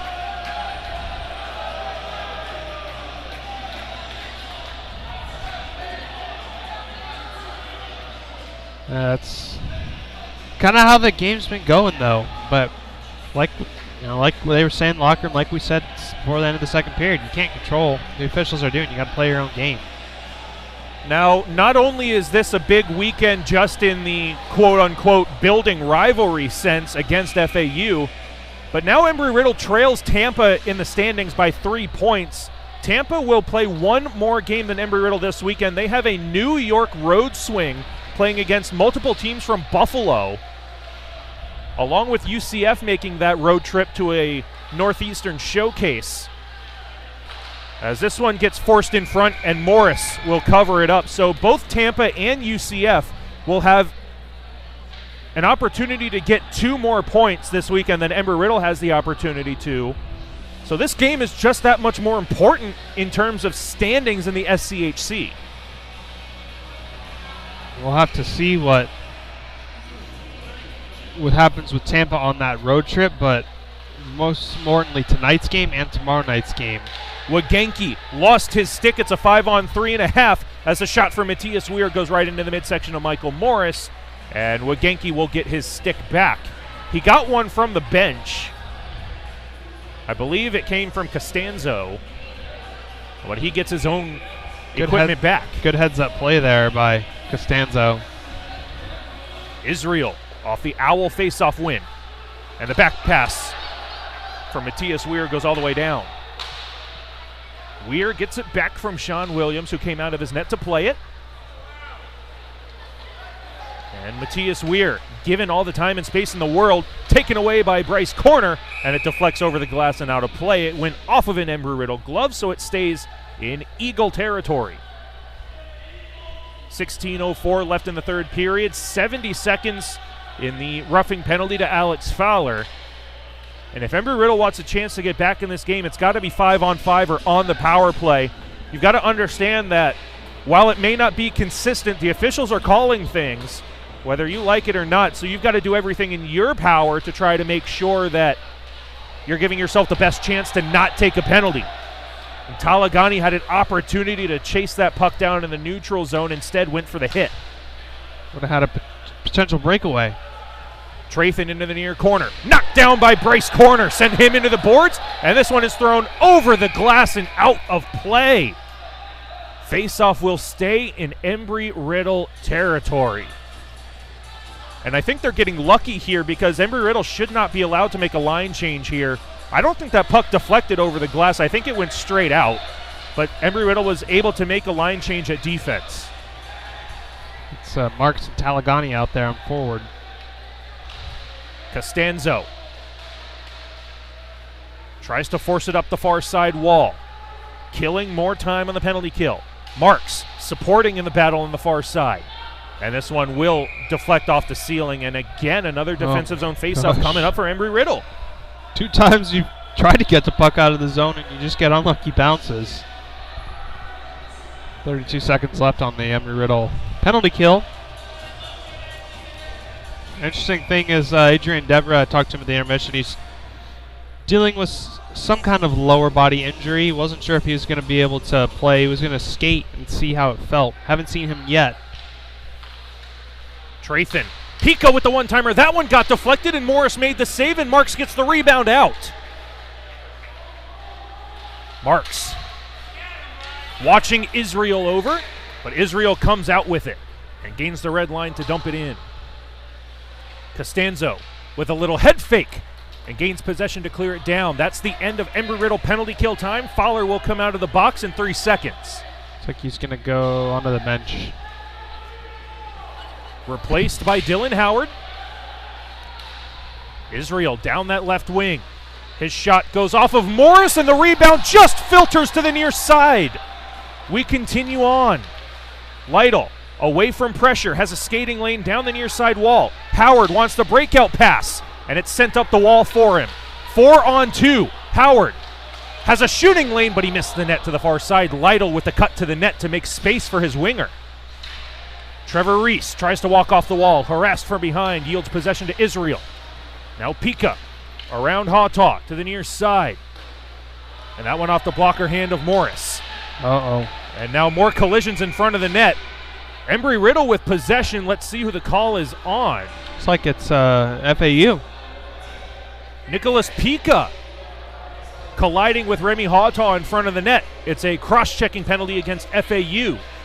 14-10 left in the third period. Embry-Riddle needs to capitalize on this power play right here and right now. Faceoff will be to the far side circle, to the left-handed glove side of Sean Williams.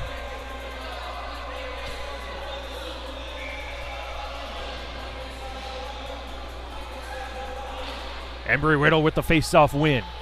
Bridges into the corner for Noah Austin. Tries to cycle it back to Usiak. In the corner, Usiak stripped of possession, but he gets it back to the near side for Trevor Reese. And there is that heavy forecheck on the penalty kill. Out from the corner! Usiak puts it home! Now you see him, now you don't! Sean Williams lost sight of Kyle Usiak, who puts Embry-Riddle on the board. Wow, that was unbelievable. Williams literally had no idea where Usiak was. He had 3/4 of the net to shoot at. Great job by Kyle Usiak. Usiak picks up his 9th goal of the season. Sean Cardella will come off the ice and go to the players' bench, So he is done for the night. We suspected so after a collision earlier in the first period, but it is now made official that he is going to the locker room. Embry-Riddle finally successful on the man advantage. They're back in this game. They trail 3-1. 13:47 left in the third period. And this puck goes over the glass and out of play. Faceoff stays in the Owl defensive end. Well, that was Embry-Riddle capitalized on that power play, which they needed to do. Now go out and get another one. 13:45 left in the third. Get another one quick. You're already playing the FAU Owls. You don't want to be playing the clock at the same time. Austin wins the faceoff. Reese dumps it around the boards near side to far. Noah Austin read the drop extremely well and forces a turnover. But Bridges doesn't hold the line. He'll back out. Watches Davidson come right into his right hip. Oh. And Trevor Reese comes in for an extra collision. Both teams wanted a penalty. They're not going to get it. This one deflects right in front of Michael Morris to the blue line, and the pitching wedge comes out for this one. Undeflected over the glass and out of play. Should be outside the zone. Yep. Near side. Outside the zone. 13-16 left in the third period.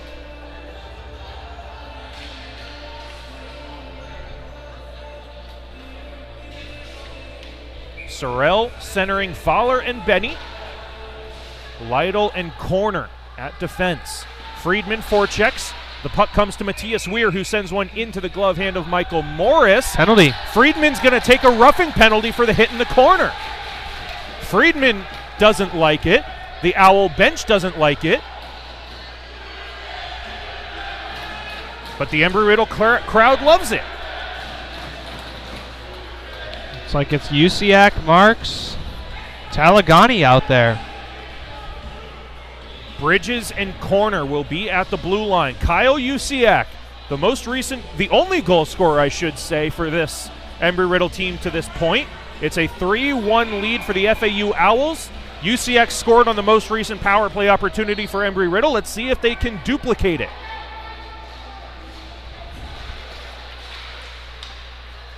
Colin Bridges. He'll send one towards the front of the net. The rebound is there. Talagani. It's knocked away by Davidson at the last second. What a diving defensive effort from the Owls to maintain the 2-goal lead. Seen a lot of those tonight from both sides. Ryan Marks over the red line. Harassed from behind. Delayed offsides will be called. Kyle Usiak just a little too early over the blue line. 1:35 left in Eagle power play time. And a line change at defense. Kaufman and Costanzo come out. So again, Jordan, good looks. As you mentioned earlier in this game, Kaufman able to play defense on the power play, and here we see him. Loading up heavy up front. Embry-Riddle will start from their own end. 90 seconds of power play time. 12.5 left in the game. They trail by 2. On the backhand of Marks. He'll come down the near side. Around Solarino, and the rising shot just goes over the crossbar. Kaufman holds the line, and it's taken away by FAU. They'll clear it down. Michael Morris, the stretch pass for Talagani. What a play. Usiak stood up at the blue line, but he gets it on the stick of Talagani. Tried to make the toe drag and ran right into a brick wall of a blue jersey. Kaufman for Usiak. He keeps it alive. Talagani supports, but he gets knocked down on the play. At the blue line, it's offside. Got to be a little bit simpler. Players are trying to do things a little bit too much themselves right now. Move the puck around. Make the simple play. 48 seconds left of this on this power play. 11:57 left in the game. 3-1 lead FAU. They'll win the faceoff all the way back to their own end. It's rimmed around the boards to the near side. Bryce Corner holds it in. D to Colin Bridges. He'll try to force it through a seam that wasn't open, and Embry-Riddle goes back to neutral ice. Simple and again, plays. It's forced all the way down. Israel picks it up. And back to Embry-Riddle territory. 25 seconds of power play time left. Bryce Corner to the far side for Colin Bridges. He'll settle it down. To the far side for Trevor Reese. Plenty of time over the blue line, down the far side wall. Stops at the half wall, pressured by Israel. Austin comes into support, as you should on the power play. And he'll come out with the puck. Tries to walk it out in front, but he ran out of real estate. Israel sends it off the glass all the way down. This should be an icing call. The power play for Embry-Riddle had just expired, and it is called as such. 11:05 left in the third period. Well, and FAU did exactly what they needed to do on that PK. Embry-Riddle never really even got set up. And now you got an offensive zone faceoff. Try to keep that, get that momentum started up again. You got 11:05 left in the third period. And again, more fluidity on these lines for Bob Joyce. Turner Kaufman centering Chase Talagani and Ryan Wagenke, with David Lytle and Derek Costanzo at the blue line. I would wonder, too, if the bench is going to shorten up just a little bit. Do you attribute that, Jordan, more to the bodies dropping due to injury or the score of the game? Or a little bit of both? It's a little bit of both, I would think. Kaufman leaves it for Talagani. He's got a shooting lane on the far side, and he can't take it. It was a rolling puck. Lytle wanted it at the blue line, and it's not going to be forced to him. Around the boards, Costanzo holds it in. Takes the hit to make the play. Kaufman in front. Wagenke tries to turn and fire. Lytle at the blue line. His shot gets blocked away. Walks in from the blue line to keep it alive. Talagani into the high slot. He'll fire into the glove hand of Sean Williams, who snags it out of the air. That was a great shift from that. Not even sure what line it is. Everything's changing so much, but here comes Sorrell, Benny, and Fowler, which has stayed the same throughout this game. Lots of chances on that shift.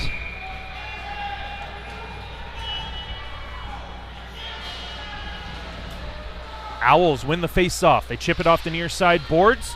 Held in by Lytle, but he turns it over. Pika tries to get around Costanzo. He can't do it, but it's going to be a holding penalty. You got to be smarter than that. Costanzo thought he was tying his man up, not allowing Pika to get past him. And I think Pika may have gotten an unsportsmanlike conduct as well. Oh. I think I see Pika going to the bench for too many words out of his mouth. Yes. We'll skate 4-on-4. That or 5-on-5. Oh. Interesting scenes. I think I see what's being called here. Costanzo's going to get taken for the interference call. And I think Pika is going to get 2 minutes for holding and pulling Costanzo down. Ooh. Again, this is all speculation, but we have to figure out what Pika is getting called to the penalty box for. Yeah, I don't know. Oh, there's some words being exchanged in the box between Costanzo and Pika. On brand for the game we've had so far. 4-on-4. The centering pass intercepted by Lytle. 2-on-2 on the transition with Marks. Lytle into the corner. The centering pass for Marks, and his stick was in the air. Friedman can't get it out. Glove down by Marks. He'll come into the high slot on the backhand. Gets it to his forehand and fires a shot blocked to the far side. And corner with a shot that rolls wide of the near post. Held by Dylan Howard. He'll send it to the far side. A one-timer from corner is fanned on. Nearly lost the handle, but he gets it around Matthias Weir. But the transition is on for Friedman. Waiting for support. Tries to send it out in front. Goes off the body of Lytle, who has had a spectacular game being pushed from forward to defense. Howard can't get it out. FAU keeps it down low.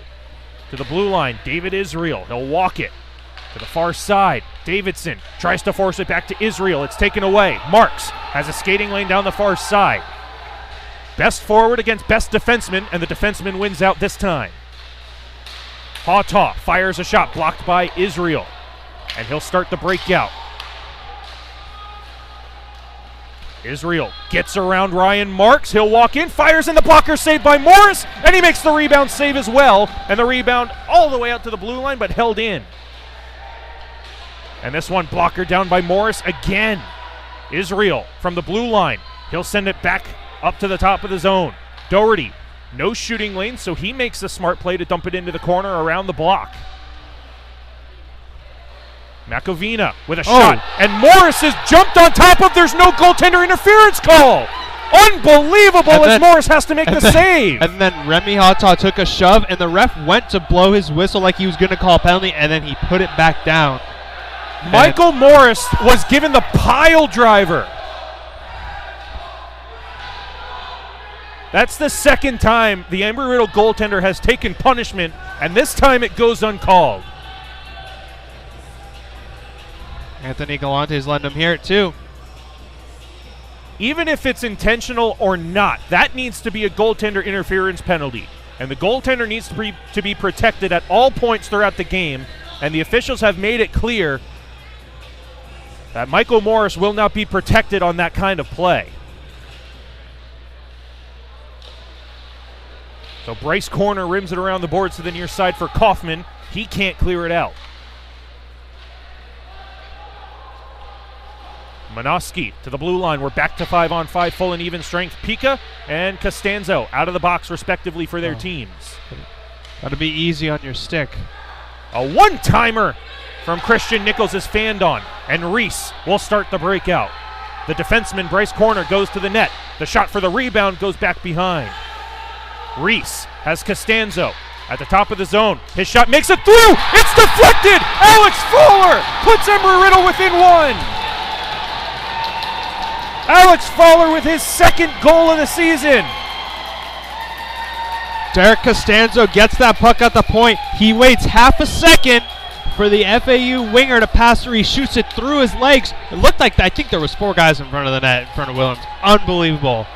Now Derek Costanzo leads the players through the fist bump line, so it may be his goal. If that's the case, it'll be Costanzo's 4th of the season, but I think I saw that puck go off the stick of Alex Fowler. And Alex pointed to Costanzo after that goal.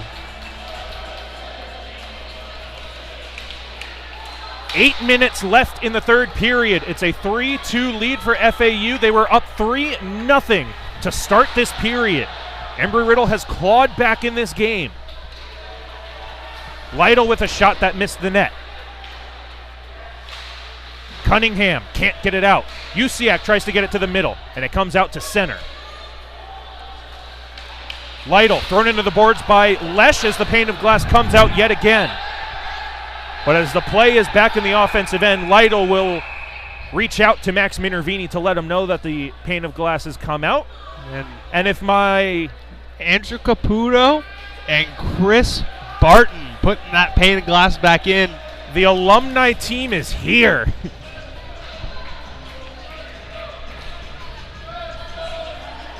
Both very, very familiar with the glass coming out here in Daytona. And if my memory serves correct, that is pane of glass number 4 out on the evening. Making up for lost time, I see. Face off in the Embry-Riddle offensive zone. FAU comes out with it. Kyle Kaserman down the far side against Colin Bridges, and he forces him into the corner. FAU to the front. It's taken away by Marks. He's slashed right in front of the official, and it forces the puck out to the middle. No call. It's right on the hands of the captain. Can't let the game get out of hand at this point. That's what we're in danger of, unfortunately. All of this with 7:07 left in the third. A stick infraction that caused an advantage for the team. And it goes uncalled.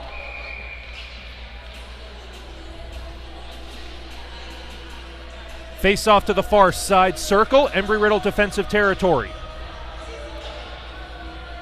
Embry-Riddle has clawed back and put themselves only down by 1 now. Pika sends it through the blue paint to the near side. Dylan Howard first on it.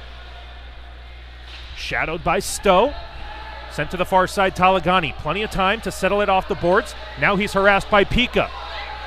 A stick in the midsection. It comes out in front. The one-timer saved by Morris. The rebound off the post. Oh my gosh. And it's cleared out. Morris has stood on his head all game. Owls from their own end. The saucer pass had a little bit too much on it. Howard dumps it back where it came from. Thrown off the boards. Glove down by Howard. Back into the far side corner. Crowd's getting into it again. Trathan. His pass is deflected by Howard. Howard making use of his time on the top line here. Now Turner Kaufman off the bench. Pika gets it into the corner. Not around Remy Hawtaw, though. Turner Kaufman thrown into the Embry-Riddle net. Is it off of its pegs? I think it is. It is. But as the puck comes out towards center, that's going to allow the official to put it back in place. We'll continue on. Icing will be called here. It did not get deflected by Stowe.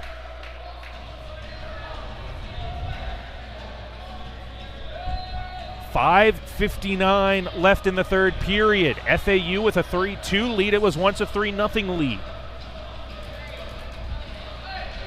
6 minutes to go. Plenty of time. Looks like it's Kaufman, Fowler, and Wagenke. They'll win the faceoff. Fowler fires it into the glove hand of Sean Williams, who has been busy in this third period. However, the shots are 37-25 in favor of FAU. The extensive penalty kill time will do that to you. That was a set play off the faceoff. Kaufman did a good job winning it to Fowler. He just threw it at the net. Wagenke was in front of the net trying to get some traffic. FAU will win the faceoff this time, but Corner holds it in. Kaufman's stick is tied up. Allows Wagenki possession down low. He'll get it in front to Fowler, and he nearly had his second of the game that would have tied it. Bridges holds the line. Deflected to the far half wall. Davidson with an opportunity to clear, but he turns it over to Kaufman. Throws it off the body of the referee. Israel steers it out. Turned over in front to Fowler. Bridges holds it in. Near side corner. Back to Fowler. He'll send it to the far side for Wagenki. Thrown into the boards by Davidson. And it's a delayed penalty. It's going to be a check from behind. No, he called him for a rough. Rather a rough, but the precedent was set when Adrian Deborah took a penalty for a check from behind on a shoulder-to-shoulder collision. Yep. So now that hit from behind is a roughing penalty. Yeah. Embry-Riddle to the power play, Davidson to the box. 5:16 left in the game. Embry-Riddle trails by 1. Austin, Reese, and Usiak will be taken off the ice. Colin Bridges, actually, the defenseman, will be replaced by Ryan Marks. It's going to be 4 forwards, but Marks is going to play the point. And it's a 4-minute penalty, so potentially the extra 2 minutes for the unsportsmanlike conduct, jawing at the official. Yep, roughing and unsportsmanlike. This is the most important point of this game right now. And Embry-Riddle wins the faceoff. Around the boards, Trevor Reese getting help from Usiak and Austin, who peels it out of the battle. Austin makes room for himself. To the blue line, Bryce corner. It gets deflected over the glass and out of play. Gotta understand that this penalty kill is going to be hard on the pressure. And they're going to keep doing it because they've been successful with it.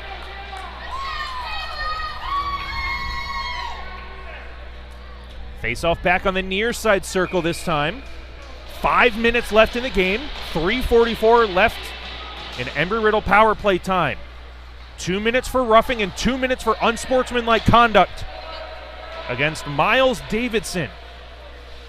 Bono on the forecheck against Bryce corner. Ryan Marks supports. Everybody comes out from behind the net legally. Usiak down the right wing. The cycle to the blue line, but Embry-Riddle's in the middle of a line change. Bryce corner sends his man down to the ice. Oh, no. And there's an FAU player down. I don't know why they blew the whistle. They didn't have possession of the puck. That hit was right by the dasher by the penalty box. Well, the problem here is that the FAU player, this is now the second weekend in a row we've had this happen. The FAU player went either head first or shoulder first into the corner of the glass where that red padding is, right at the penalty box area. Trevor Reese, I think, was the player who made that hit. And Bryce corner making that hit. No malicious or ill will intent on that hit, but it is one of the most dangerous parts of the ice. The FAU player had possession of the puck, so it's not interference.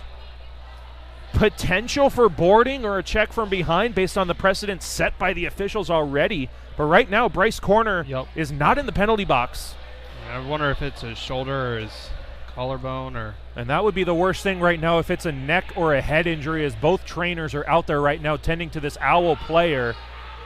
And right now, I can't see a number. I don't know if you can, Jordan, but right now we don't have an identity of this Owl player down in the referee crease. His helmet is off now, being tended to by the trainers on the far side.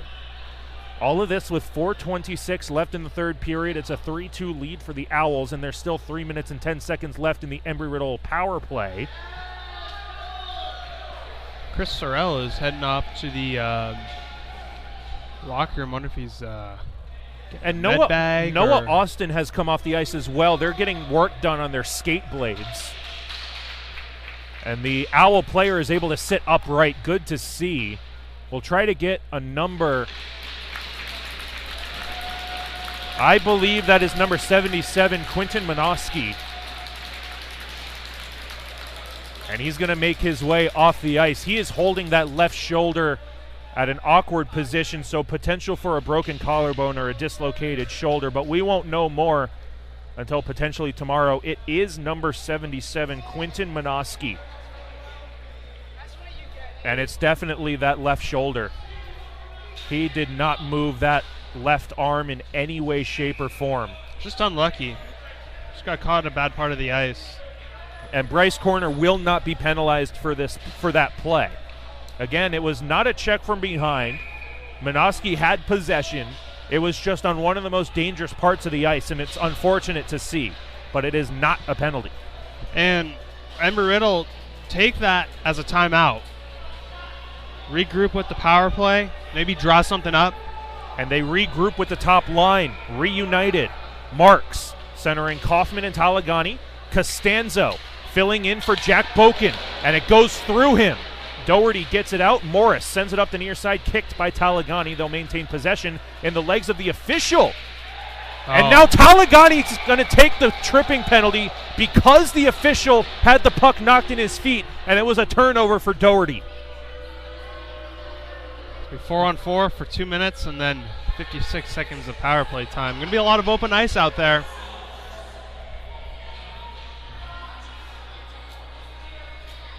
And it's told to you the very first time you play hockey, the official is an obstacle.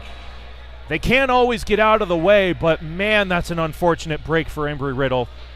And you got to think that Talagani didn't need to put the stick in the feet of Davidson. And Kaufman and Marks out there as the forwards. Makovina dumps it cross ice. Costanzo throws it off the wall. He'll come down the right wing. Marks is going to filter to the net.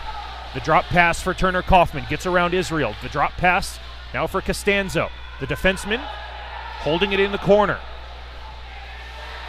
1-on-2 in front for Marks. He'll come out with it to the blue line. Bridges, far side, Kaufman. Near side for Marks, and he wanted the one-timer, but he couldn't get the shot away.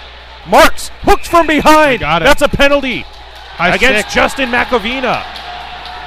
Maybe a high stick as well, but now it's going to be 4-on-3 power play. Again, Embry-Riddle down by 1. Lots of space. Makovina 2 minutes for high sticking, and now Embry-Riddle will use their official timeout here. So here is where we stand. 2 minutes and 18 seconds left on Miles Davidson's 2 minutes for roughing and 2 minutes for unsportsmanlike conduct. A 4-minute penalty. There's 2 minutes and 18 seconds left in that. Chase Talagani, 1 minute and 23 seconds left on his tripping penalty. And now, Justin Makovina, 2 minutes for hooking. So there will be a minute and 23 seconds of 4-on-3 power play time, then 37 seconds of 5-on-3 power play time, and then 18 seconds of 5-on-4 power play time. And that will take us to about a minute and 10 seconds left in regulation. If Embry-Riddle cannot score, we will continue to keep all of you updated. I know it's a lot. Yep, that's the thing. I'd rather just see it all get blown up because they score and tie the game.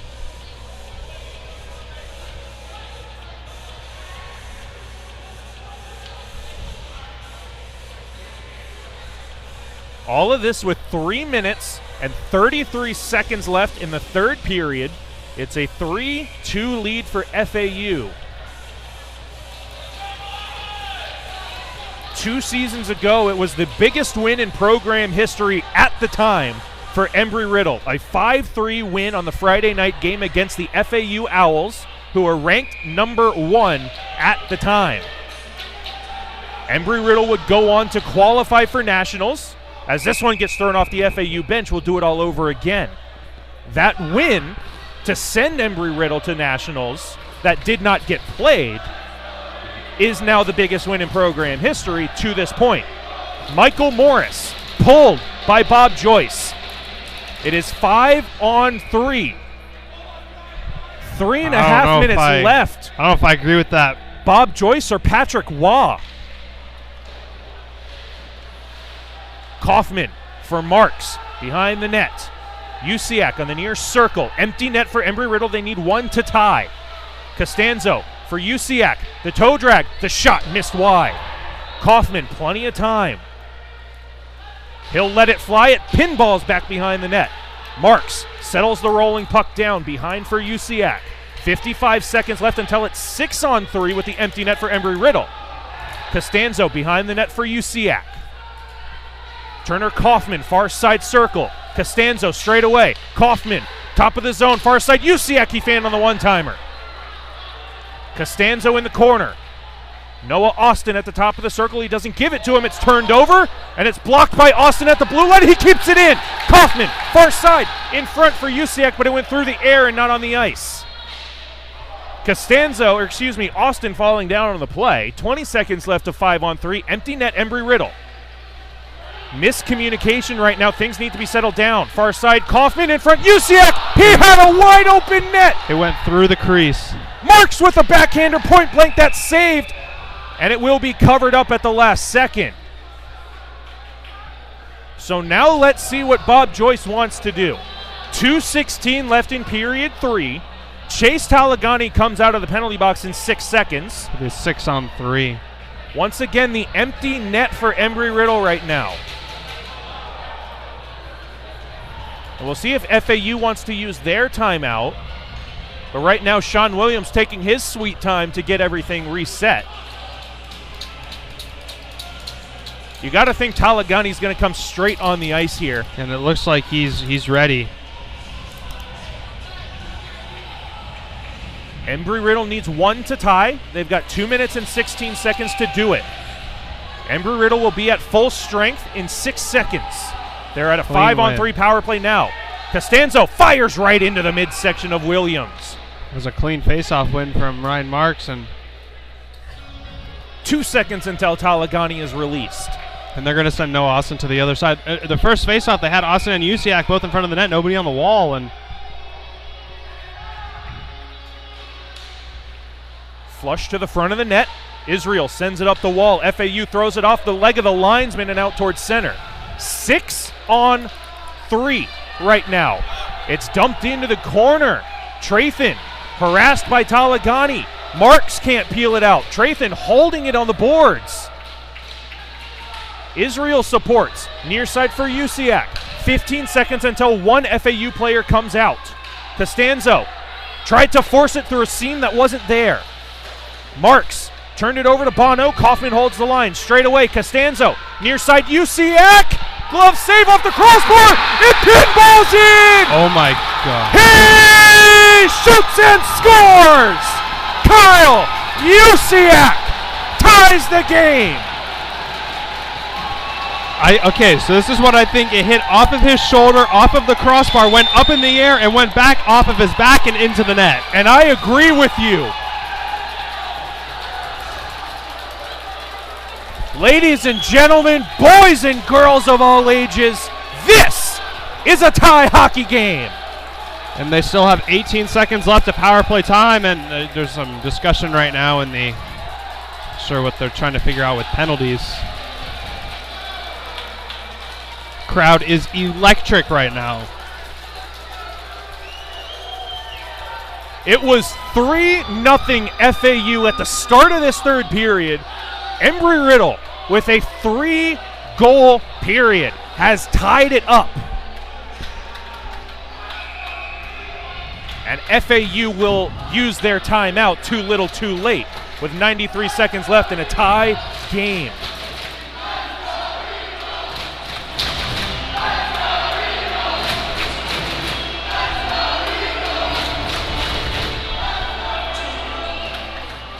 Crowd is into it right now.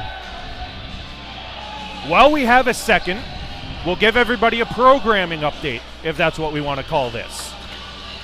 The USF Bulls D3 team did not have enough players to make the trip to Daytona. This is the only game of the night. The Embry-Riddle D3 team will not play after this game. So barring overtime, this will be the final 93 seconds for these fans to lose their voice tonight. But they're going to want to save something because these two teams will be right back at it tomorrow at 4:30, and that is shaping up to be a doozy. and it's going to be a good game.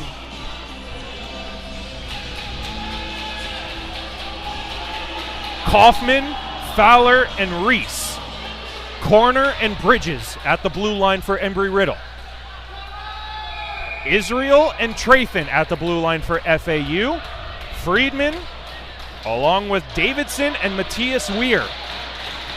FAU responds with their absolute top unit. 90 seconds left in regulation. We are back at 5-on-5 full and even strength, tied at 3 apiece. This is where you got to be responsible if you're Embry-Riddle. You can't take any unnecessary pinches or risks. Be smart.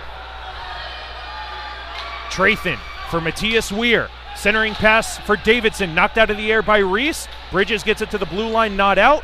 Bounces past him, 2-on-1 down low for FAU. The centering pass for Matthias Weir just missed the net. 1 minute left in regulation. Reese does his job and gets it out. Thrown up the boards. Fowler dumps it in, delayed offsides, and it's touched up. A 4-man line change for Embry-Riddle. Wagenki and Benny, the fresh forwards, out. Again, through the air, glove down by Costanzo. Weir to the near side for Friedman. Lytle tries to get it to Wagenki.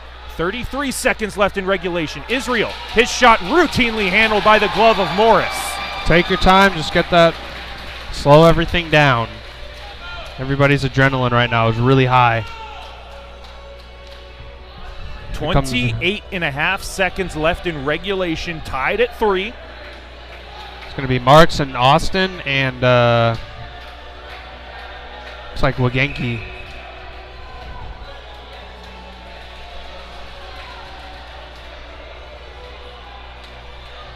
As the home team, Embry-Riddle is given the right to the last line change. So that's why Pika will not replace Davidson on this faceoff.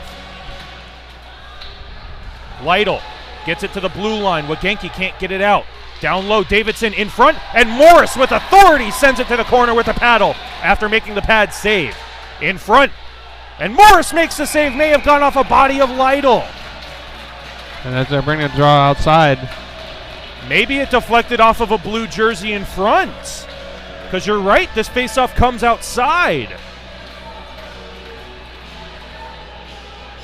14 seconds left in regulation.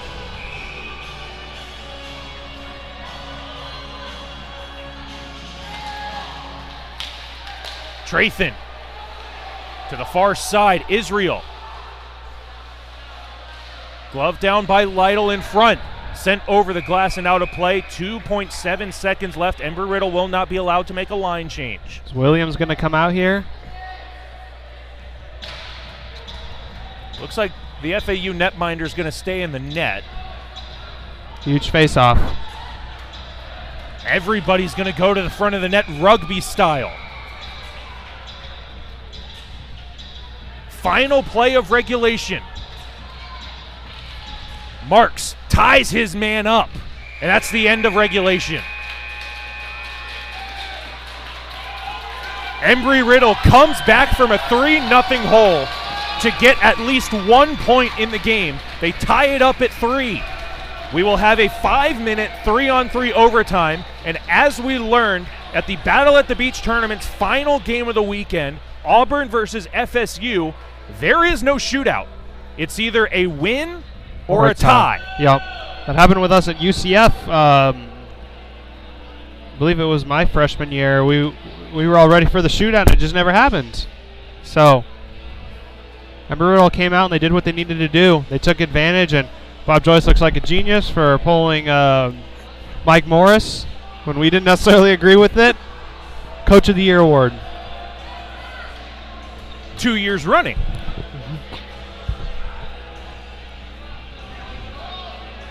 And I believe this will be the period of a long change, mimicking the second period. So puck possession and fresh legs are going to be that much more important. I was talking to Kyle Usiak at the intermission, and the Tennessee trip came up.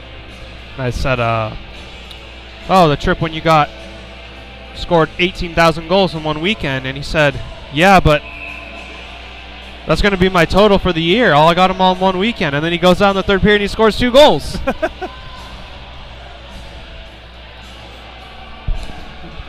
UCX, the power play goal to get the scoring started. Alex Fowler, the deflection to pull Embry-Riddle within 1. Kyle Usiak with his second power play goal of the game and his 10th of the season. Ties the game. Marks, Kaufman, and Costanzo for Embry-Riddle. Davidson, Friedman, and Israel. Best on best to start overtime, and FAU comes up with possession. Israel thrown into the glass by Costanzo. The glass is out just barely. Yeah. Kaufman down the left wing. The backhander to the near side for Marks goes to the corner. Down low, Kaufman. In front, Costanzo forced it. Friedman takes over. That's what you can't do in 3-on-3. You can't force anything. Possession is important. Friedman around Marks. The centering pass goes off the skates of Kaufman. Israel first on it. And now we will have the whistle for the huge break for Embry-Riddle. Yeah, for the glass, that's huge break. Costanzo, Kaufman, and Marks were tired.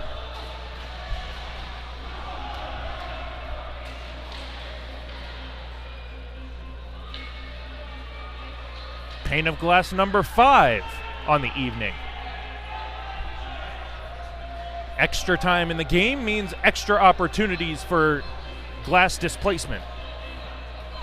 Looks like it's caught in the cable of the pulling up the dasher.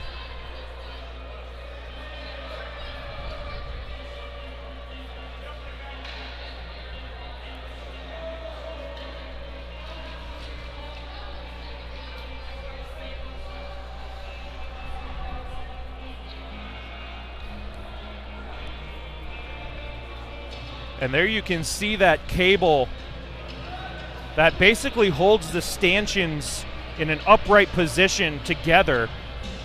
And you can see the pane of glass is lodged between the stanchion and the cable. It's almost like you got to bend it from the middle.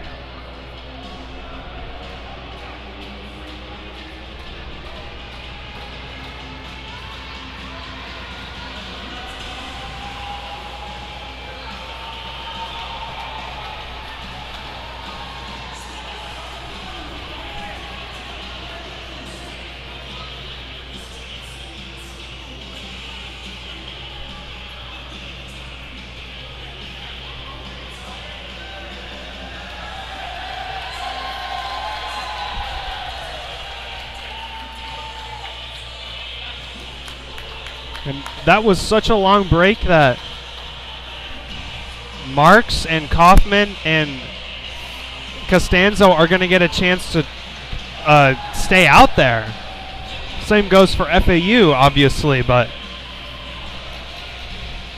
keep the best of the best out there with 4.5 to go. The only line change is Trathan replaces Israel, and he has possession, but it's knocked away by Ryan Marks. Given back to Davidson. Shadowed by Marks. Davidson, far side circle. Around Costanzo, the centering pass. Friedman saved by Morris! He saves the game! And Costanzo comes out. From Marks. Costanzo. Marks turns it over to Friedman. Michael Morris is not going to come out. Here comes Davidson on the breakaway. The game on his stick. Morris makes the save! There's a penalty coming up for roughing. I'm not sure who it's going to be against. Ryan Marks, maybe. Yep. Something must have happened behind the play that we didn't see. Or Derek Costanzo. So you can have no fewer than 3 players on the ice at a time. So it will be a 4-on-3 power play. It'll be a 4-on-3 power play for FAU.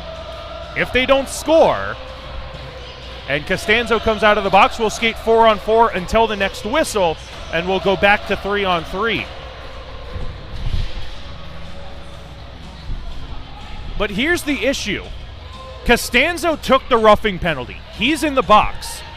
Because one of the Embry-Riddle players knocked the net off almost intentionally after the breakaway, Embry-Riddle cannot make a line change. All they can do is send out one player to replace Costanzo. They cannot change Kaufman and Marks, so Noah Austin replaces go with Costanzo. 3 forwards. But we said that Kaufman can play defense. Yep.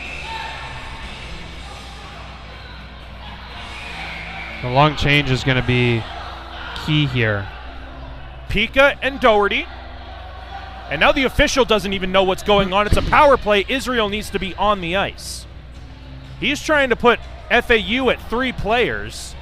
Now Bryce Corner comes on the ice.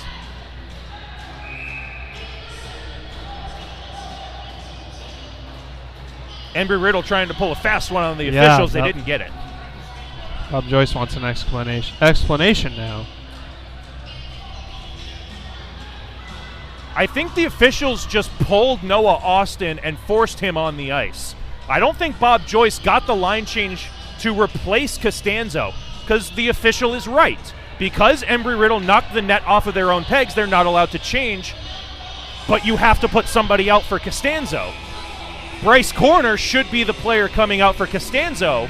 Instead, the officials forced Noah Austin onto the ice. And that's what he's saying, I think.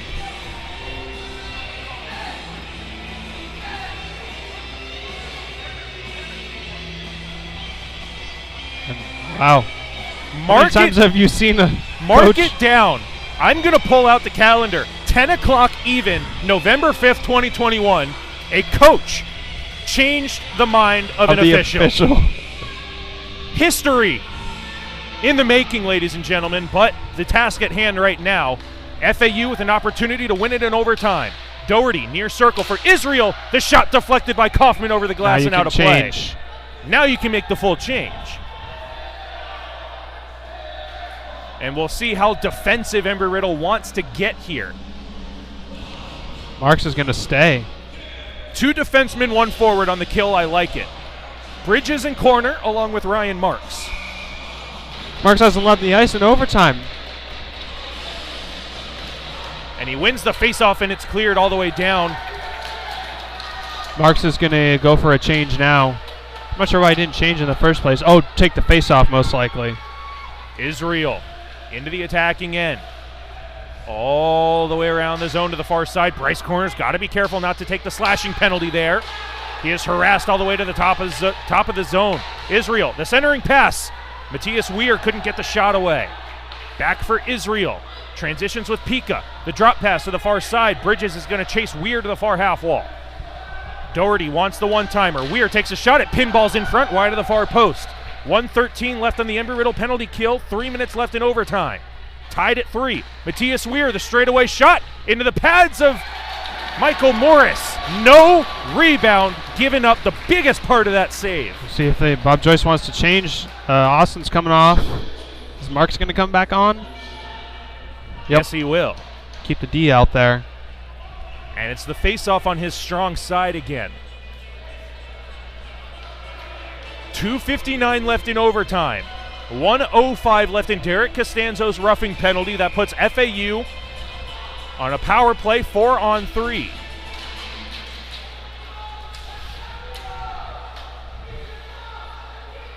Nicholas Solarino to the blue line. Friedman. Far side Israel, near side Friedman. Blocked away by Colin Bridges, but he can't clear the zone. Israel, right down Broadway, fires into the glove hand of Michael Morris. A left-handed glove save of larcenous proportions to keep us going in overtime. Wow. Got some style points on that one, too. Through traffic as well. It's going to be Lytle and Kaufman on defense. Oh, Corner's going to stay out there. Okay. Kaufman, the centerman. FAU to the blue line. Israel. Friedman, near side. He'll take the one-timer. Blockered away by Morris. And the rebound into the netting. You saw that one the whole way. There was no traffic in front of the net. He has single-handedly kept Embry-Riddle in this game. And that's the whole thing of playing for each other. Michael Morris kept his team in this game after the horrific turnover for FAU's second goal of the game. The players in front of Morris put them back in the game as this one comes out in front, and Morris makes the point-blank save. 28 seconds left in Costanzo's penalty. The players on the ice in front of Michael Morris. Bob Joyce wants to talk to the official. Well, and there was a slash to the hands of Morris after he covered up that puck.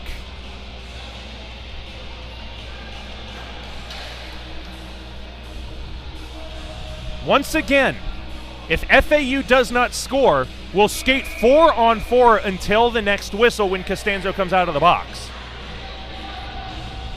Davidson against Kaufman. Davidson comes out with it. The quick shot comes to the near side, and it goes off the outside of the net. Back to the far side. Davidson thrown into the boards by Lytle. 20 seconds left on the kill. You can't have two guys in the corner in a 4-on-3. This one pinballs in front. Morris makes a save, and the rebound goes back behind the net. 5 seconds. The net is off of its pegs off the goal line. And the referee blows the whistle 2 seconds before Costanzo comes out of the box. You should have waited another 2 seconds and then blown it. Well, now Embry-Riddle's going to have a player behind the FAU defense. Trevor Reese, Colin Bridges. They come off for, looks like Lytle and corner. Kaufman's going to stay. Nope. Bryce Corner's going to stay even more. And room 2, Cardello's out on D, and Costanzo's out in the box. 1:56 left in overtime. Again, there is no shootout. We either score or we end in a tie. UCX on the ice now. 4-on-4 until the next whistle. Israel to Friedman. Near side half wall. Back to Israel in the corner. To the blue line, Matthias Weir. Trevor Reese without a glove. Usiak, he's going to go on a 2-on-1 with a gloveless Trevor Reese. Usiak for Reese, the backhander gets blocked away by Sean Williams. It was a tough play for Reese, got it on his backhand. Israel tries to get around Colin Bridges, a centering pass picked up by Trevor Reese. Wants to get his glove, but he can't do it just yet. Glove down by Bryce Corner. He'll get it to Usiak. 1-on-1, now Trevor Reese will get his glove. He's got Corner with goes to the net. Usiak fires looking for the hat trick, and he missed the net. Got to hit the net. 67 seconds left in overtime. Israel, the left-handed shot, the drop pass, far side shot, blocked away by Colin Bridges. Israel turns it over to Costanzo. Reese is talking with Israel and Costanzo. Wow. Costanzo all the way down. He'll walk into the middle. Unbelievable, and it goes off the outside of the net. 42 seconds left in overtime. This one sent all the way down. It's not going to be enough for an icing call. To the far side, we continue. The centering pass knocked away by Lytle. Comes out in front. Pika, the intended target, intercepted by Costanzo. Ryan Marks, the captain, down the near side, off the outside of the post. Pika, all the way down the ice. Lytle's got to get back. It was icing. Play continues. Griffin Bono keeps play alive. He'll get it in front. Knocked away in the final 10 seconds. Bono to the corner. Pika to the top of the zone. Walks into the high slot. Fires. Saved by Morris. And he makes 2 more saves and kills off the remainder of overtime. 51 shots. 48 saves from Mike Morris. I'm exhausted and I'm up here. Yeah, that was an amazing overtime. This feels more like a loss for FAU, up 3-0 after 40 minutes of play. Embry-Riddle fought for the entire 25 minutes of the end of regulation and overtime just to get a single point. And FAU controlled the overtime, and Embry-Riddle's penalty kill, huge. So as we mentioned, the Collegiate Hockey Federation does not have a shootout to choose a winner. Both teams will get a single point in the standings. They will play each other again tomorrow, right back here at the Daytona Ice Arena at 4:30 p.m. David Israel, 2 power play goals, and Connor Doherty also picking up a goal for the FAU Owls. Kyle Usiak with 2 power play goals, and Alex Fowler gets the second goal of the game for Embry-Riddle. Michael Morris with his 6th game played of the season. 47 saves on 50 shots. Unbelievable the way Michael Morris was able to regain his composure. He was run into twice. Yeah. He gave up essentially himself FAU's second goal of the game on the turnover and miscommunication between he and Remy Hawtalk. And he does that in the third period and overtime. That is. He that is how you bounce single-handedly back. kept Embry-Riddle in this game. That is how you have a bounce-back game. Yeah, that was an awesome game. Can't wait for tomorrow. We will be back here tomorrow again, 4:30 p.m. puck drop between the very same Embry-Riddle Eagles and Florida Atlantic University Owls. The number 4 ranked team in Florida Atlantic in the Southeast, and the number 6 team in Embry-Riddle in the Southeast. A top 15 national matchup you won't want to miss tomorrow.